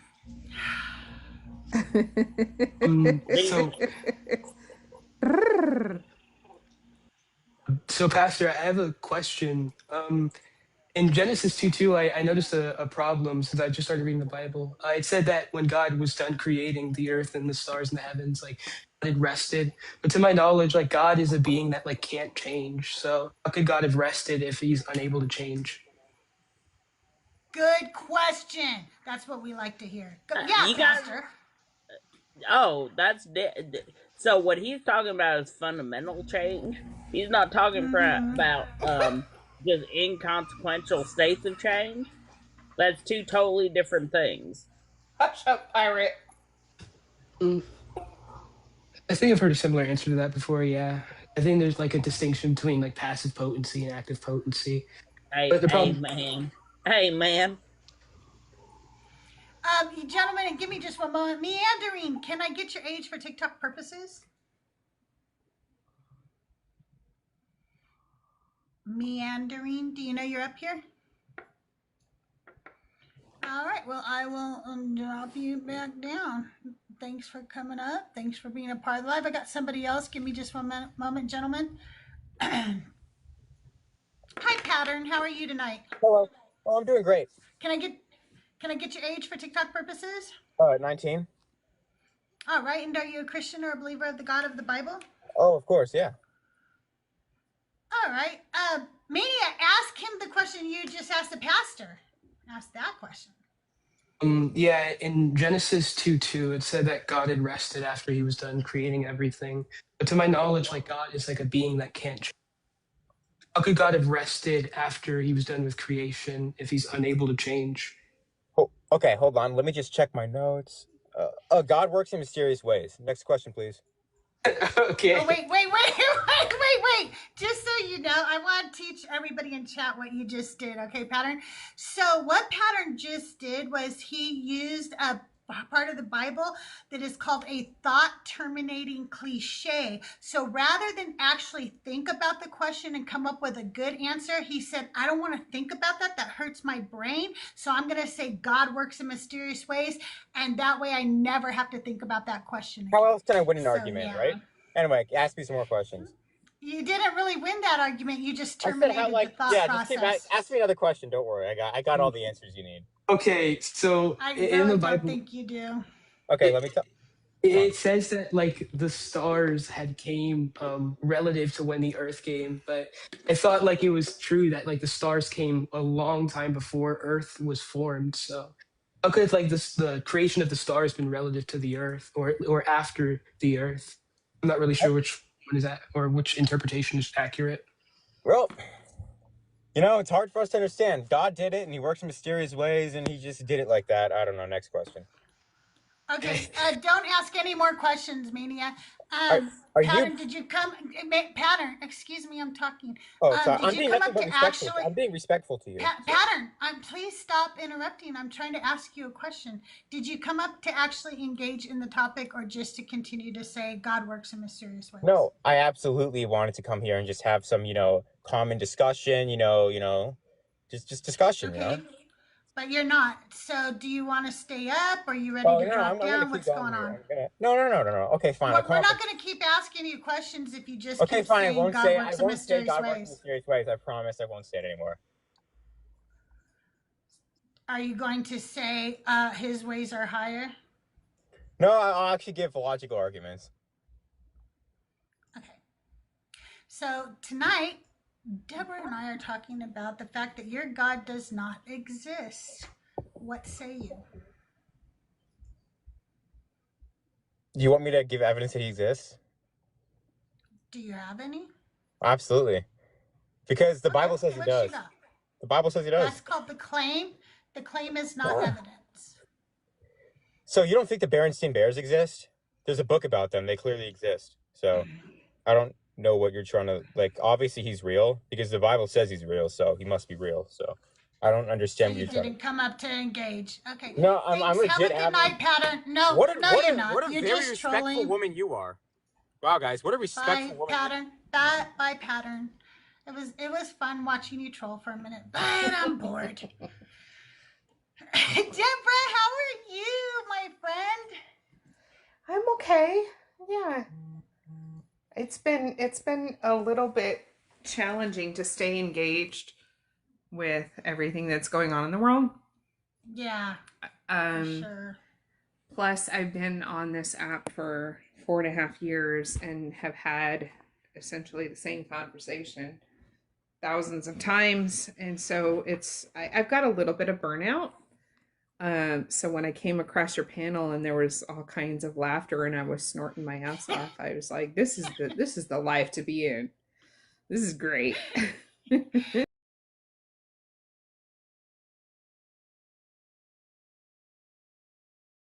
Yeah. But I'm so grateful to have seen there were like almost zero females in the atheist circles. And I was just doing my thing and trying to be the example for other women to create accounts and go live and have these conversations, and it's exploded, and I couldn't be more proud. And it doesn't bother me at all, like if people have taken some of the questions and topics that I laid out and run with it. I don't care if people quote me or not. I'm just like, do everything, do all the things, because that's what I intended it to be. And I just love watching other people take the torch and create a wildfire for this. This has been amazing. I just think I'm at the end of I'm near the end of TikTok. Are you? Are you going to be still creating? Like, will you do a podcast or go to YouTube? Will you do some more writing? What do you got up your sleeves? Well, I have a second book out there that was just published last year, but it's under a nom de plume. And it hasn't gotten a lot of traction, but that's okay because more than anything, it's just a snapshot in time. And people from other countries have purchased that book, so I know that at least it's safe in that respect. I've even emailed out the PDF, so it's safe, tucked away in my emails. If Amazon decides to take it down at some point, both of my books are in jeopardy with this administration of being banned in the United States. Yeah.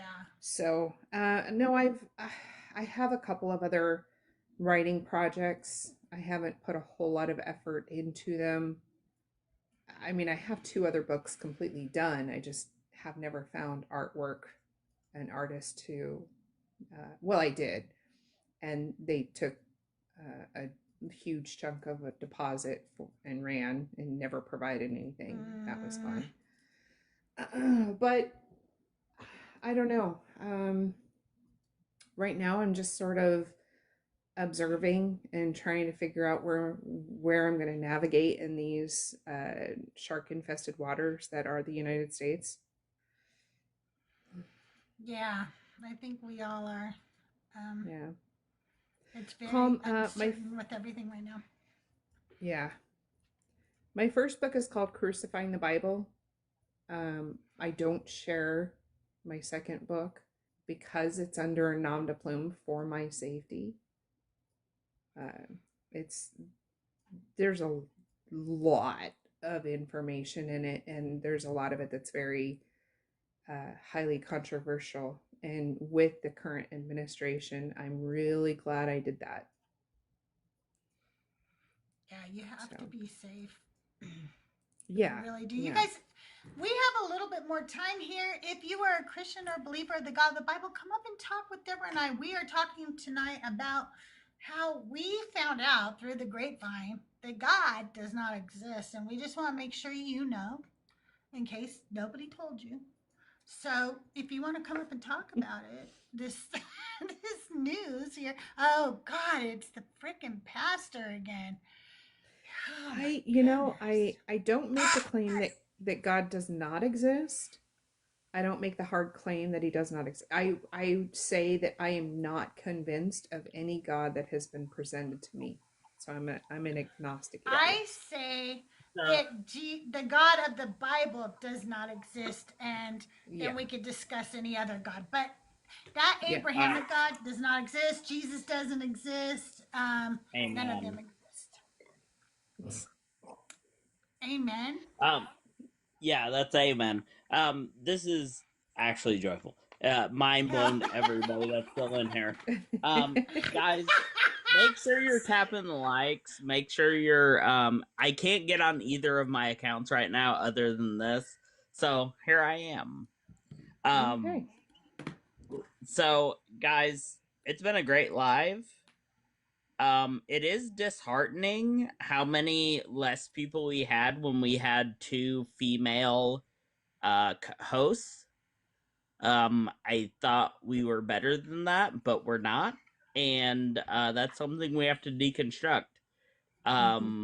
So that just pushes me to make more panels like this. That's all that did. All having less likes, less people in here tonight made me do is say, hey, we have to do this more. We have to have more female hosts so that we don't it's a problem. This is a real problem. It Joyful, is. can I share something? Yeah, you should share something, not me. Go ahead, Deborah. I was talking. I should. It was almost 2 years ago that I was in a very rough patch of my life and having some intrusive thoughts. And I knew that I needed to do something about that. I went on TikTok and I came across Mims. He does 3D printing and he holds political lives and occasionally talks about religion. And when I opened up TikTok, he was defending women, and I burst out into tears. And he paused in the middle of his rant and he said, actually, we need a woman on this panel because we're here talking about women. And so he said, if anybody wants to come up, and I just typed in the chat, I would, but I'm sobbing. I reached out to him the next day and in a private message and said he quite potentially saved my life. When you talk about we need to hold more lives like this, you couldn't be more on point. There's a lot of creators who I applaud for the work that they're doing about religion, but not everything has been deconstructed. And when you see the mass audience who are deconstructing gravitate toward men because that's what they knew, that's what they're familiar with still, this patriarchal religion with patriarchal pastoral hierarchies, with the conditioning that the men are the head of the household, and continuing to listen to men through their deconstruction process. There's still work to be done to understand that women have just as much of a voice, and they're just as relevant, and they're just as brilliant. And I think thank you for saying that. I think that's the problem, is like, we don't understand that there's more to deconstruct than just like a religion. There are things that, like, I finally see people as just people. I finally see my wife as an equal. I finally see my kids as an equal. I know that's fucking crazy. My kids are an equal to me.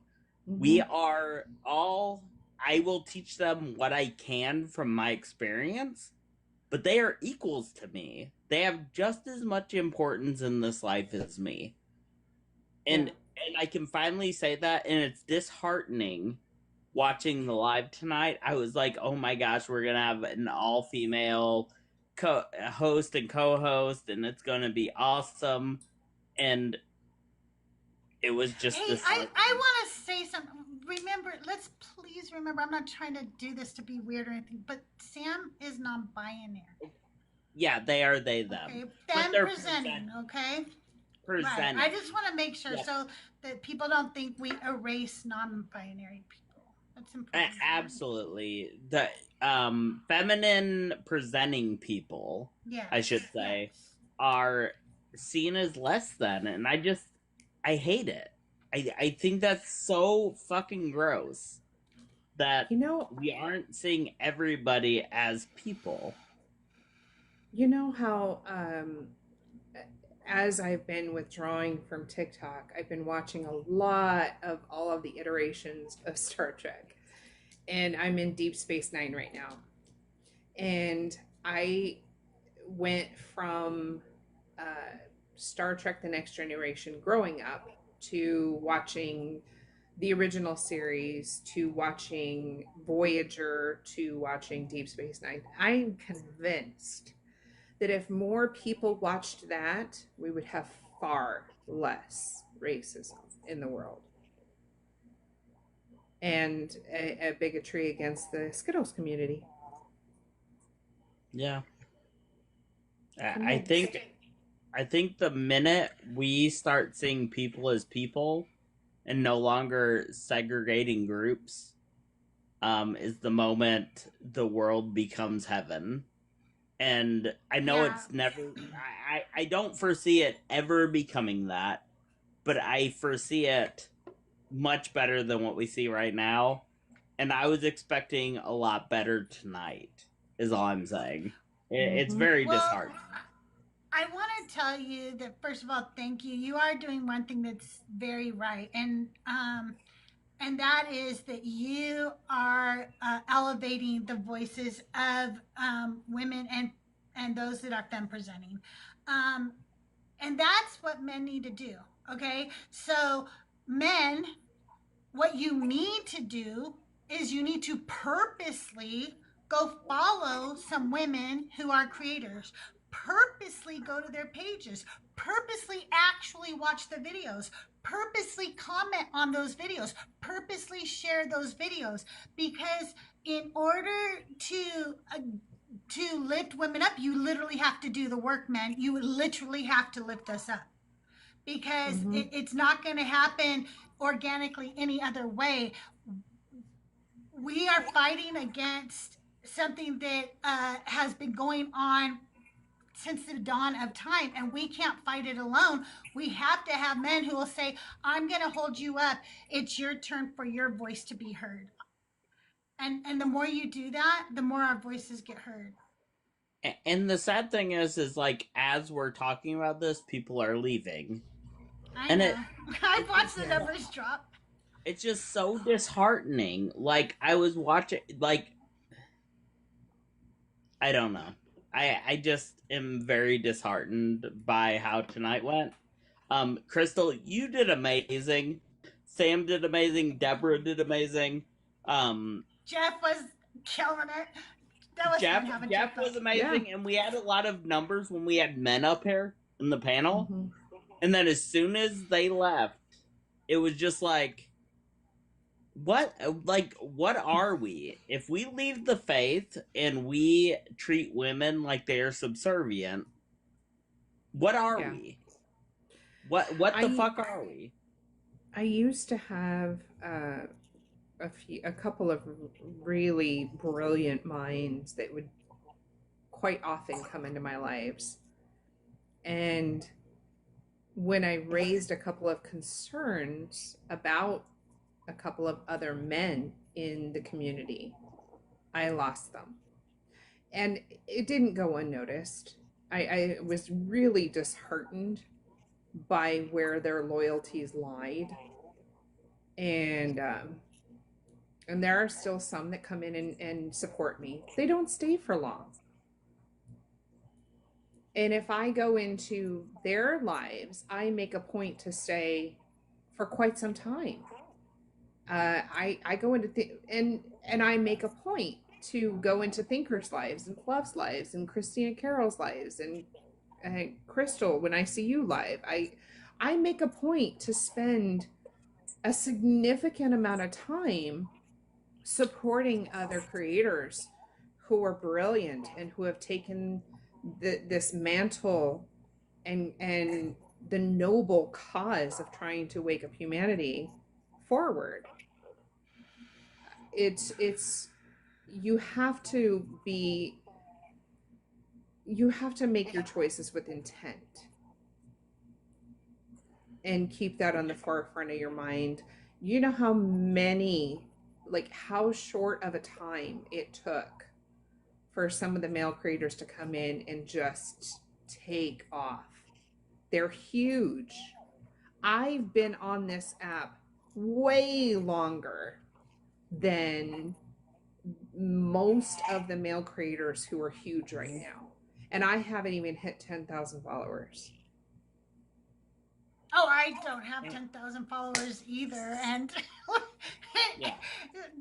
nope.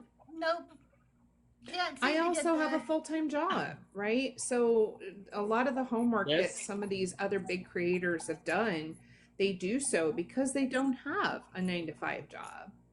But the work that I put in for the 6 years, like the boot camp, I mean, I was very well knowledgeable about the scriptures prior to becoming a Torah observant. But when I was Torah observant, it was like Bible boot camp.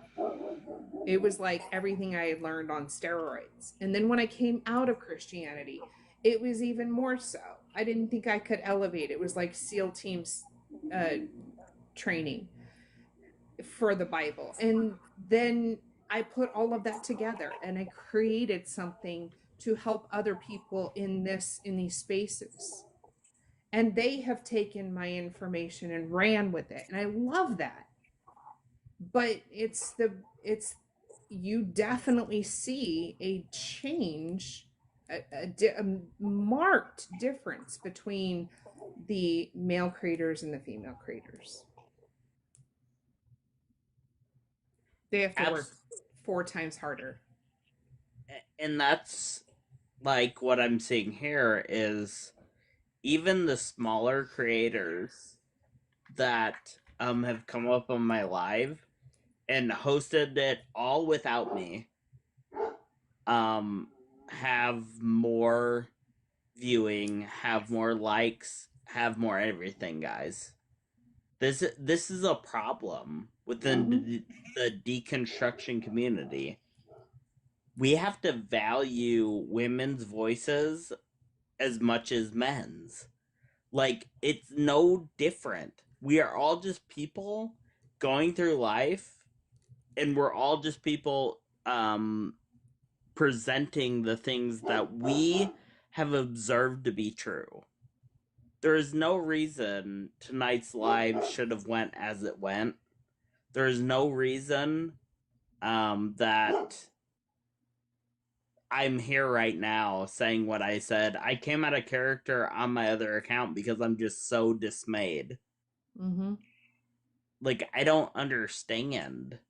Like, I didn't understand a lot of things coming out of Christianity, but this far into deconstruction, I'm like, I don't understand.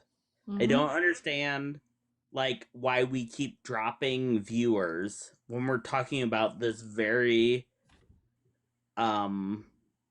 important subject of deconstruction. I think a lot of it has to do.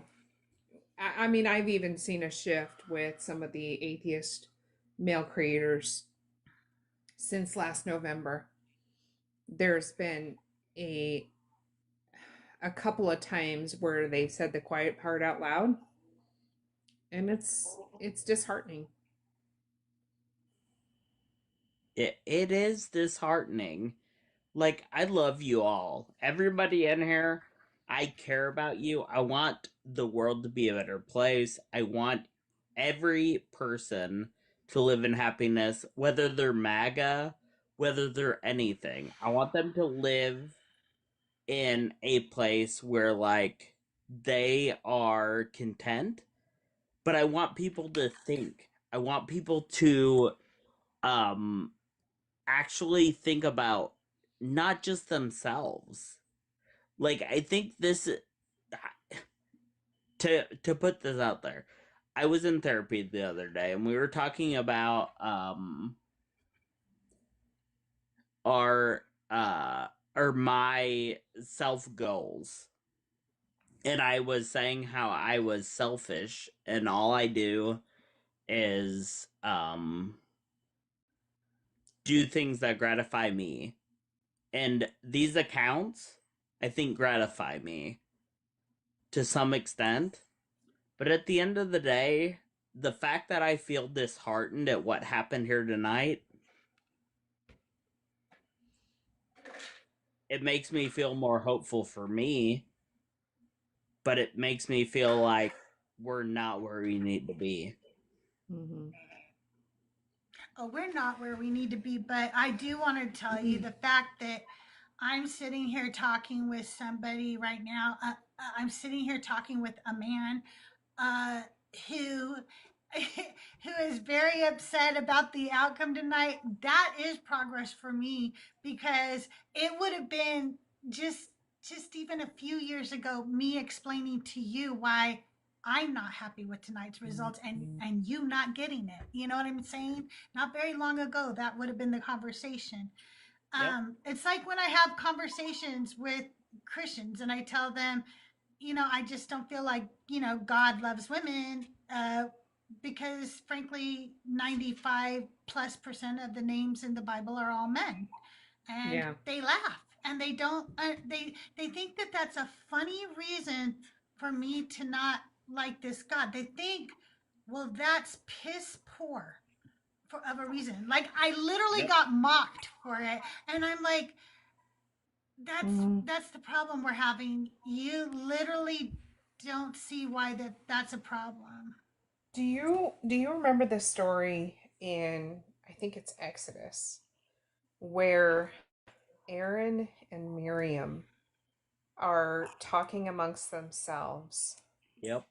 And Miriam turns and asks Moses, "Hey, does God speak through us as well?"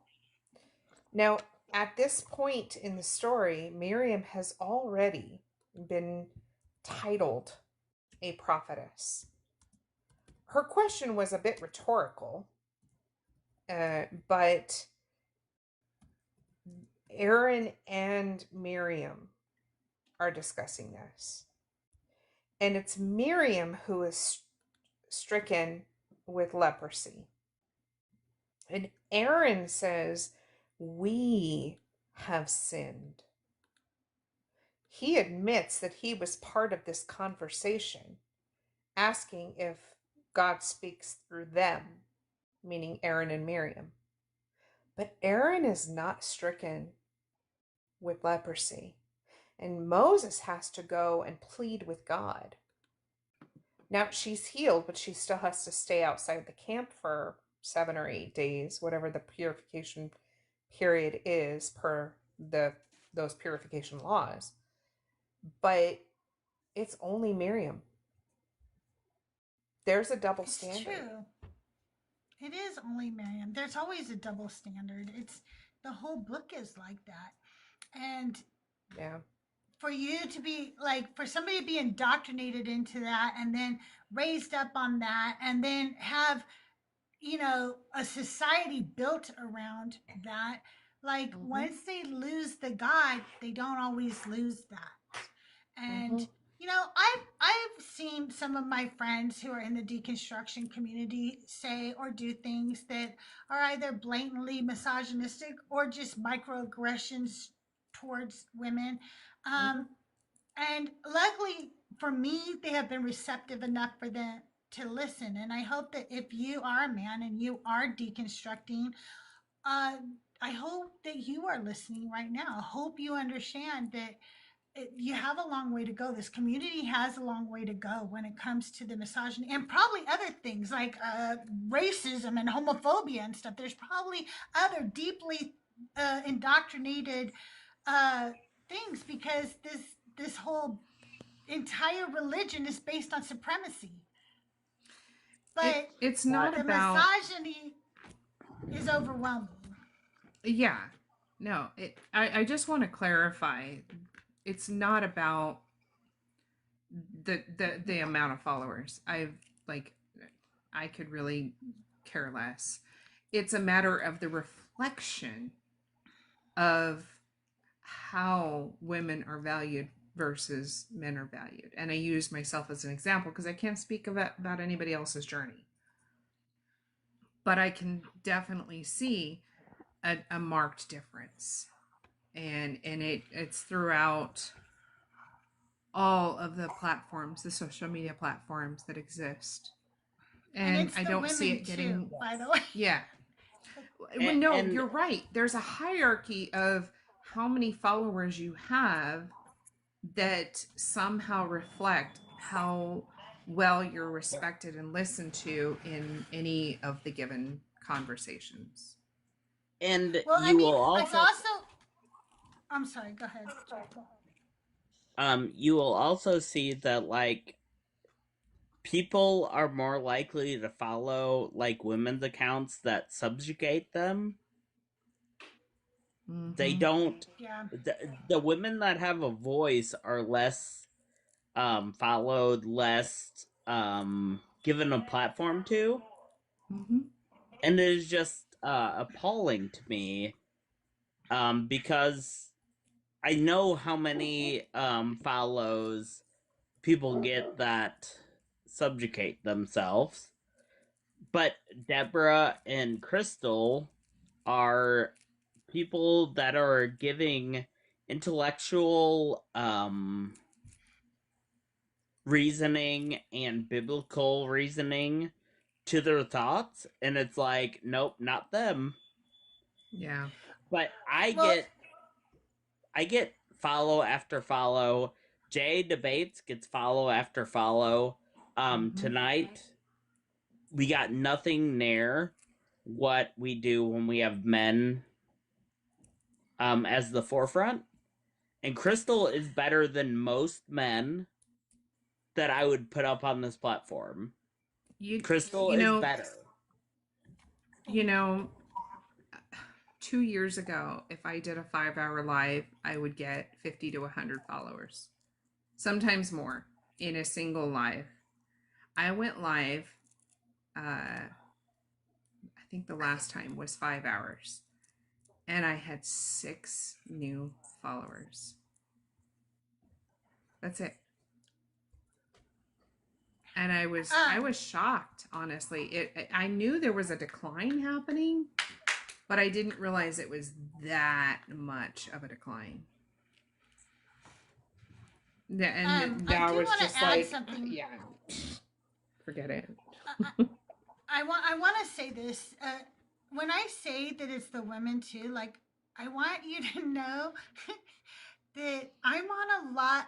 Like I'm either in the chats or whatever because I'm a mod. I also go on the panels. I pop up on lives because the creators are my friends and stuff, and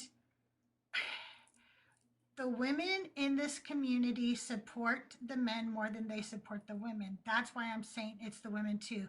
They will gift the men more. They will heart them more. They will cheer them on more.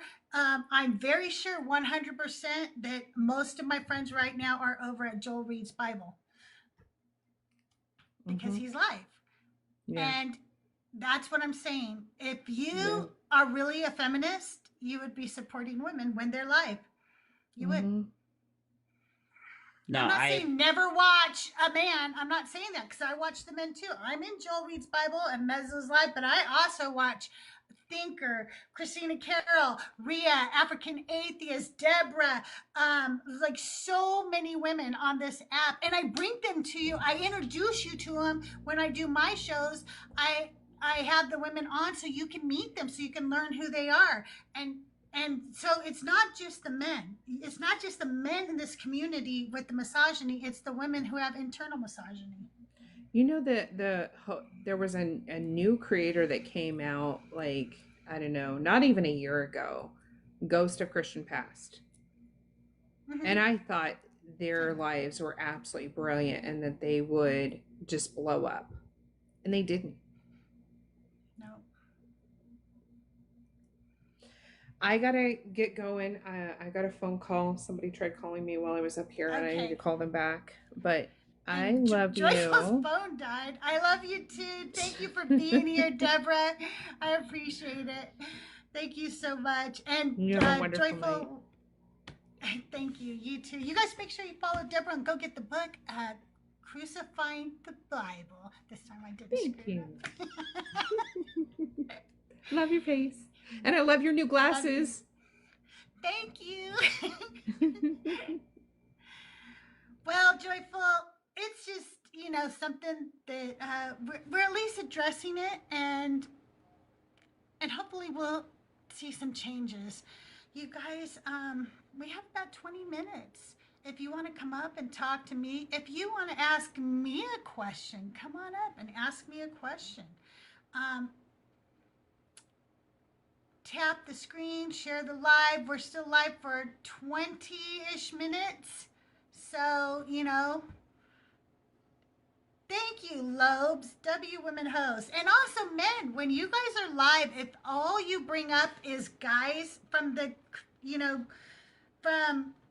I know that women request to go up on your lives. And if you're only bringing up men, you're part of the problem. Bring up some of us when we request that. Let our voices be heard, especially if you're talking about the burning women in the Bible or the misogyny in the Bible, all those things. Bring some women up to talk about it. Invite us up. Say, hey, I see such and such in chat. Want to come up and talk about this topic with us?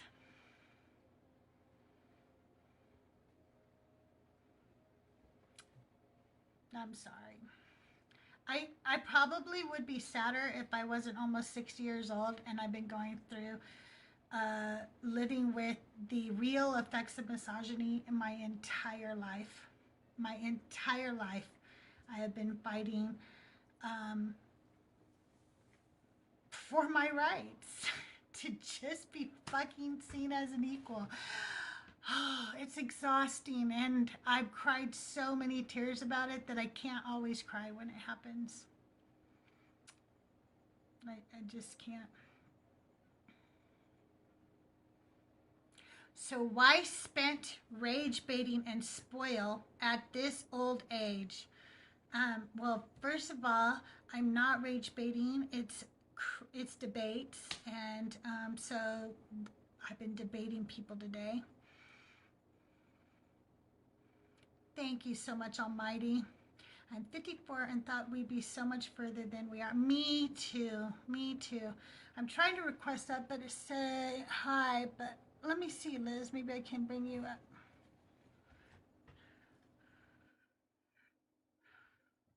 There are days I lack the energy to debate too. Liz, how are you? Can you hear me? Is it working? It is. So I weird. missed you. I've missed you so much. I know. I don't know what's going on with my app today. Is it glitchy? Yeah, I kept pressing the button and it kept saying error. I was closing the app, reopening it, and I don't know. Who knows? I probably need to restart my phone or something. Almighty says, I don't believe in God or Christianity, but I feel like if that's what people into, it's cool. I don't think it's cool because I believe that Christianity is a supremacy driven religion, and it's misogynistic and it's vile, and yeah, the laws that they try to pass are always about hatred, and yeah, I don't see anything good from it, and so I don't like it, and I don't think it's cool. Yeah, throughout history, they've done some really awful, disgusting things in the name of this God, and I'm not cool with that. Yeah, it's my perspective because I was a Christian for 40 years, so 40 plus years. So it's my perspective because I lived it. So it's definitely an evidence based perspective, you know? Let's see, we have somebody coming up. It's Mort. Hey, Mort, can I get your age? Yeah. Oh, God, yeah. Yeah.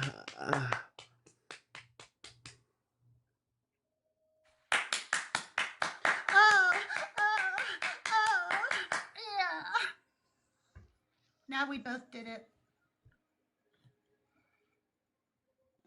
Okay, but did he finish? Damn it. That was his finish. I don't even know, man. He needs to get a new hand.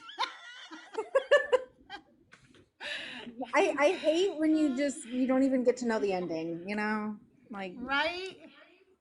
Cliffhanger Hi, for sure. Michael. I don't have to do what that guy did, do I? No, please don't. Okay. Are you a Christian? How did somebody follow that? I don't know. Yeah, I'm a Christian. All right. I was curious. I mean, it's funny because I don't know what it is with my algorithm, but I get a lot of deconstructionists. Is that kind of what you are? Would you call yourself a deconstructionist? Yeah, I would say so. So are you agnostic now, or more of an atheist, or just where do you stand? You just no longer, you think when you die you just kind of nothing you're matter, or you just nothing happens to you, or kind of where do you think happens? I'm an ig-theist with an I, and that means that I don't think that we have a clear definition of what a God is. So no reason to believe in him because nobody can even define what a God is, let alone who he is. I believe that nobody knows what happens, and I think that you have an echo, so I'm going to mute you while I talk. You might swipe up out of the app really quick and then swipe back in, like go to another app, Michael, like your text or something, then come back and then it'll get rid of the echo. I don't think anybody knows what happens when we die, but as far as I'm concerned, if I just become a part of the circle of life and my matter, my energy all goes back into, replenishing the earth for more living things, that's okay by me.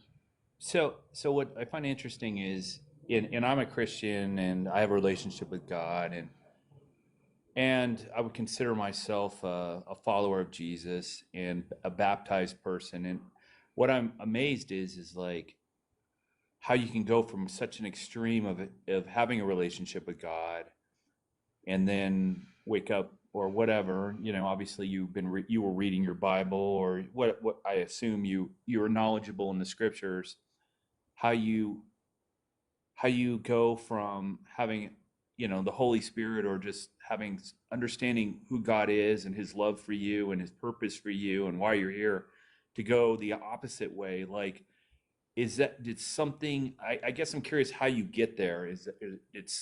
Did you wake up and one day you just decided that you wanted to go a different direction? Was that conscious? No, or definitely not conscious. Did something happen? Like, how do you go from one place to the other, I guess, is my question to you, if that makes any sense. Yeah, no, I think it makes perfect sense. I don't know, like, Liz, you were kind of always an atheist, right? Like, you didn't do the whole indoctrination thing, right? Yeah, I have been an atheist my whole life. Okay. For me, I was brought up in the church. I was baptized. I was a devout Christian. I was a Sunday school teacher. I was a Bible study teacher. I was a youth group pastor. I made the whole religion my entire personality.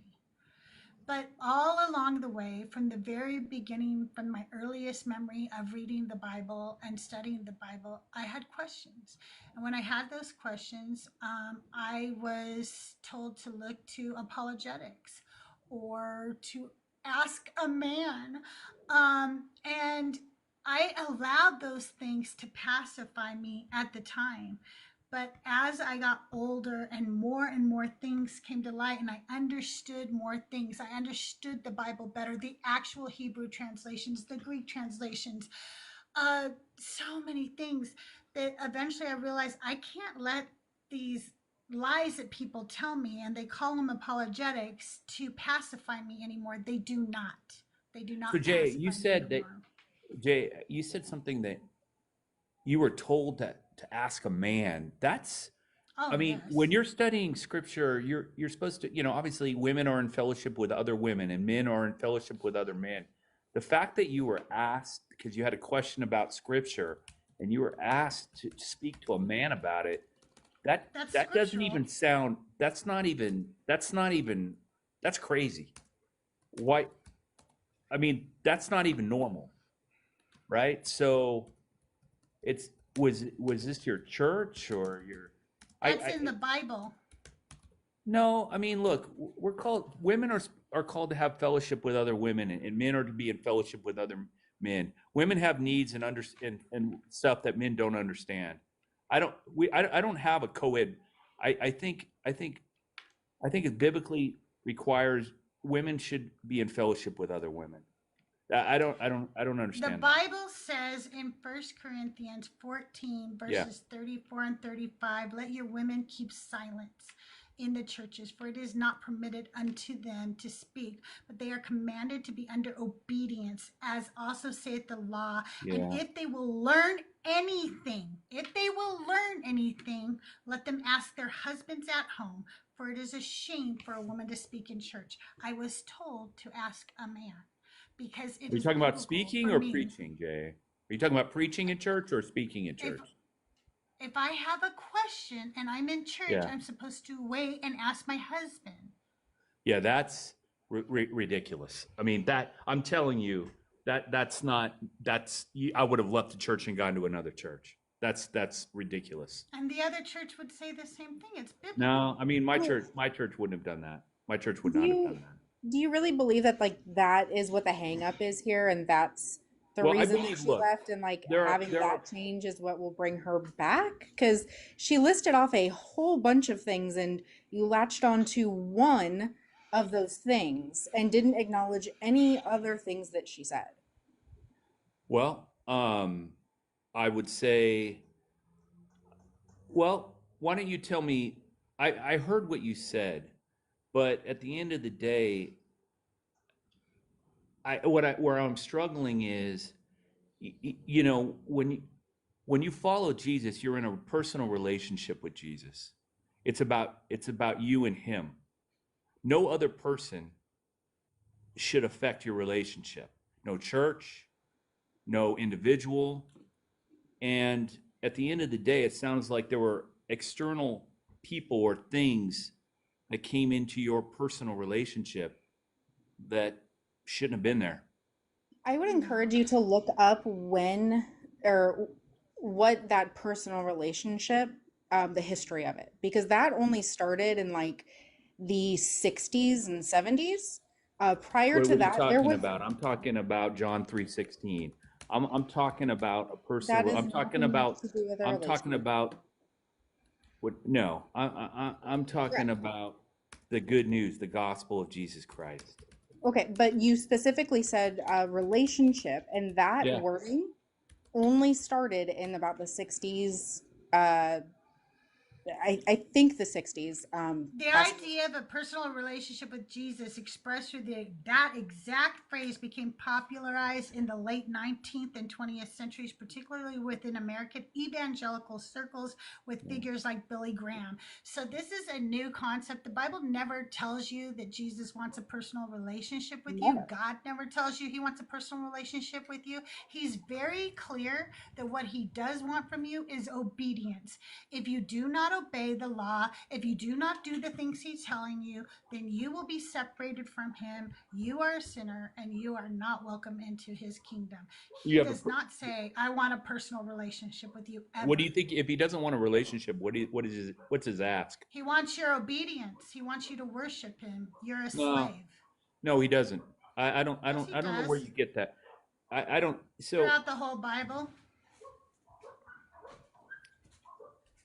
I think. Look, the reason I'm a follower of Jesus I'm almost done. is because I believe that we're here for a reason and a purpose, and God has a better plan. And if I didn't have a personal relationship with Jesus, I would feel like, why are we here? What are we doing here? It would be meaningless. Things would be meaningless. Why do we need to have meaning? What makes humans so important that we have to have some kind of meaning to our lives? Why is it that we're not here like a blade of grass We're is just here? matter. We're just matter and just here by I'm so coincidence. sorry. I was still finishing a sentence and you didn't understand that. Go ahead. Why is it that humans think of ourselves that we are so much more important than every other living creature or thing or being on this earth, that we must have some type of inherent meaning to our lives, but nothing else necessarily does? Why are we so important? So Because I don't see what creature on earth is more important than us?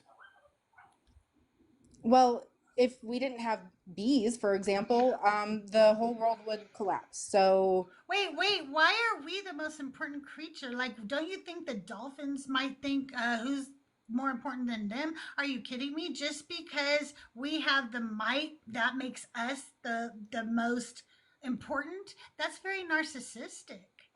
Well, God created us. Why are we more? God created us in His image. You believe that? We don't know that God created us. I don't even think he's real. Like, So you think you're as valuable as your dog? Is that what you're saying? You know, I'm starting to think that, yeah, I'm starting to believe that I am just as valuable as every other living thing on this earth, and that I should probably become a vegetarian or a vegan, because I'm starting to realize, like, what makes it okay for me to eat another living thing. Like, yeah, my dog's fucking awesome, man. Maybe he is better than me. Why are we phrasing it that way, Michael? Why are we phrasing it that way? Like, do you think a dog is as good as us? Are we at the same level? Can we not phrase it? Dogs are amazing and awesome. They make all of us so happy and Do they everything. have a conscience and a soul? Holy fuck. Do they have a conscience or a soul, dogs? We don't that know, doesn't do we? exist. They are conscious beings, yes. But do you have proof that souls even exist? No. Do they have objective morality? Do they know? Neither You don't have any, Michael. You don't have objective morality? Nobody does. When you have a biblical view, you have objective morality. No, you don't. Your Bible isn't even objective in when it comes to morals. Sometimes it's okay to do something, sometimes it's not. That very thing makes it not objective. So you don't believe the fact that God's mind would have to come up with all your morals, that's a subject. The mind of God is a subject, therefore making it subjective. Okay, so let me ask you this then. So, do you believe there's any inherent truth in the Bible, any biblical truth in Israel, Jerusalem, any of these people, Mark, Matthew, Luke, or John? Do you think any of these people existed in your eyes? Or do you just I think that there's definitely some people who are mentioned in the Bible that were real people, just like when we write any work of fiction, we put real places, real people, real things to get the person involved in the story, to make them feel a sense of realism in the story. Do you believe Jesus walked the earth? I'm not so sure if I believe that. Really? You know, I think there's a lot. So you don't believe in the eyewitness testimony in the Bible? The eyewitness. There's no eyewitness testimony in the Bible. Oh yes, That's there is in the New Testament. No, yeah. there's not. There's not one eyewitness testimony in the Bible. Okay. Yeah. Who's the eyewitness? Okay. I'm not in front of my computer, and I know that a lot of the in the. Oh, you swiped out, and I can't hear you when you swipe out. Just so you know, unless you've taken a call or something. That might not be a bad thing. We can't get a sentence in fully. Yeah. But you guys, you know what, Michael, this is JA Debates, and I am not always the host here. Tony, Joyful Apostate, is often the host, and he has wonderful co-host, and he would love it if you came back one night and had more talks about this with him. I do go live during the day sometimes for conversations with Christians. If you want to follow me, and we could talk more about things like this, but I need to wrap things up. It is so hot here, and I've had to leave my air conditioner off the whole evening, and I don't think my family can take it anymore. So you guys, I want to thank you all for the 61,000 likes, the 6 hand hearts, all the likes, shares, and follows. And Liz, thank you for being here. Lowen, thank you. Jeff, everybody. And Michael, thank you for coming up. I hope you guys have a wonderful night. Joyful, I'm leaving 3 minutes early, okay? But I love you. You guys have a great day. Bye, or night, or whatever. Bye. Love you, Joyful. Love you all. Love you. Bye, babes. Bye.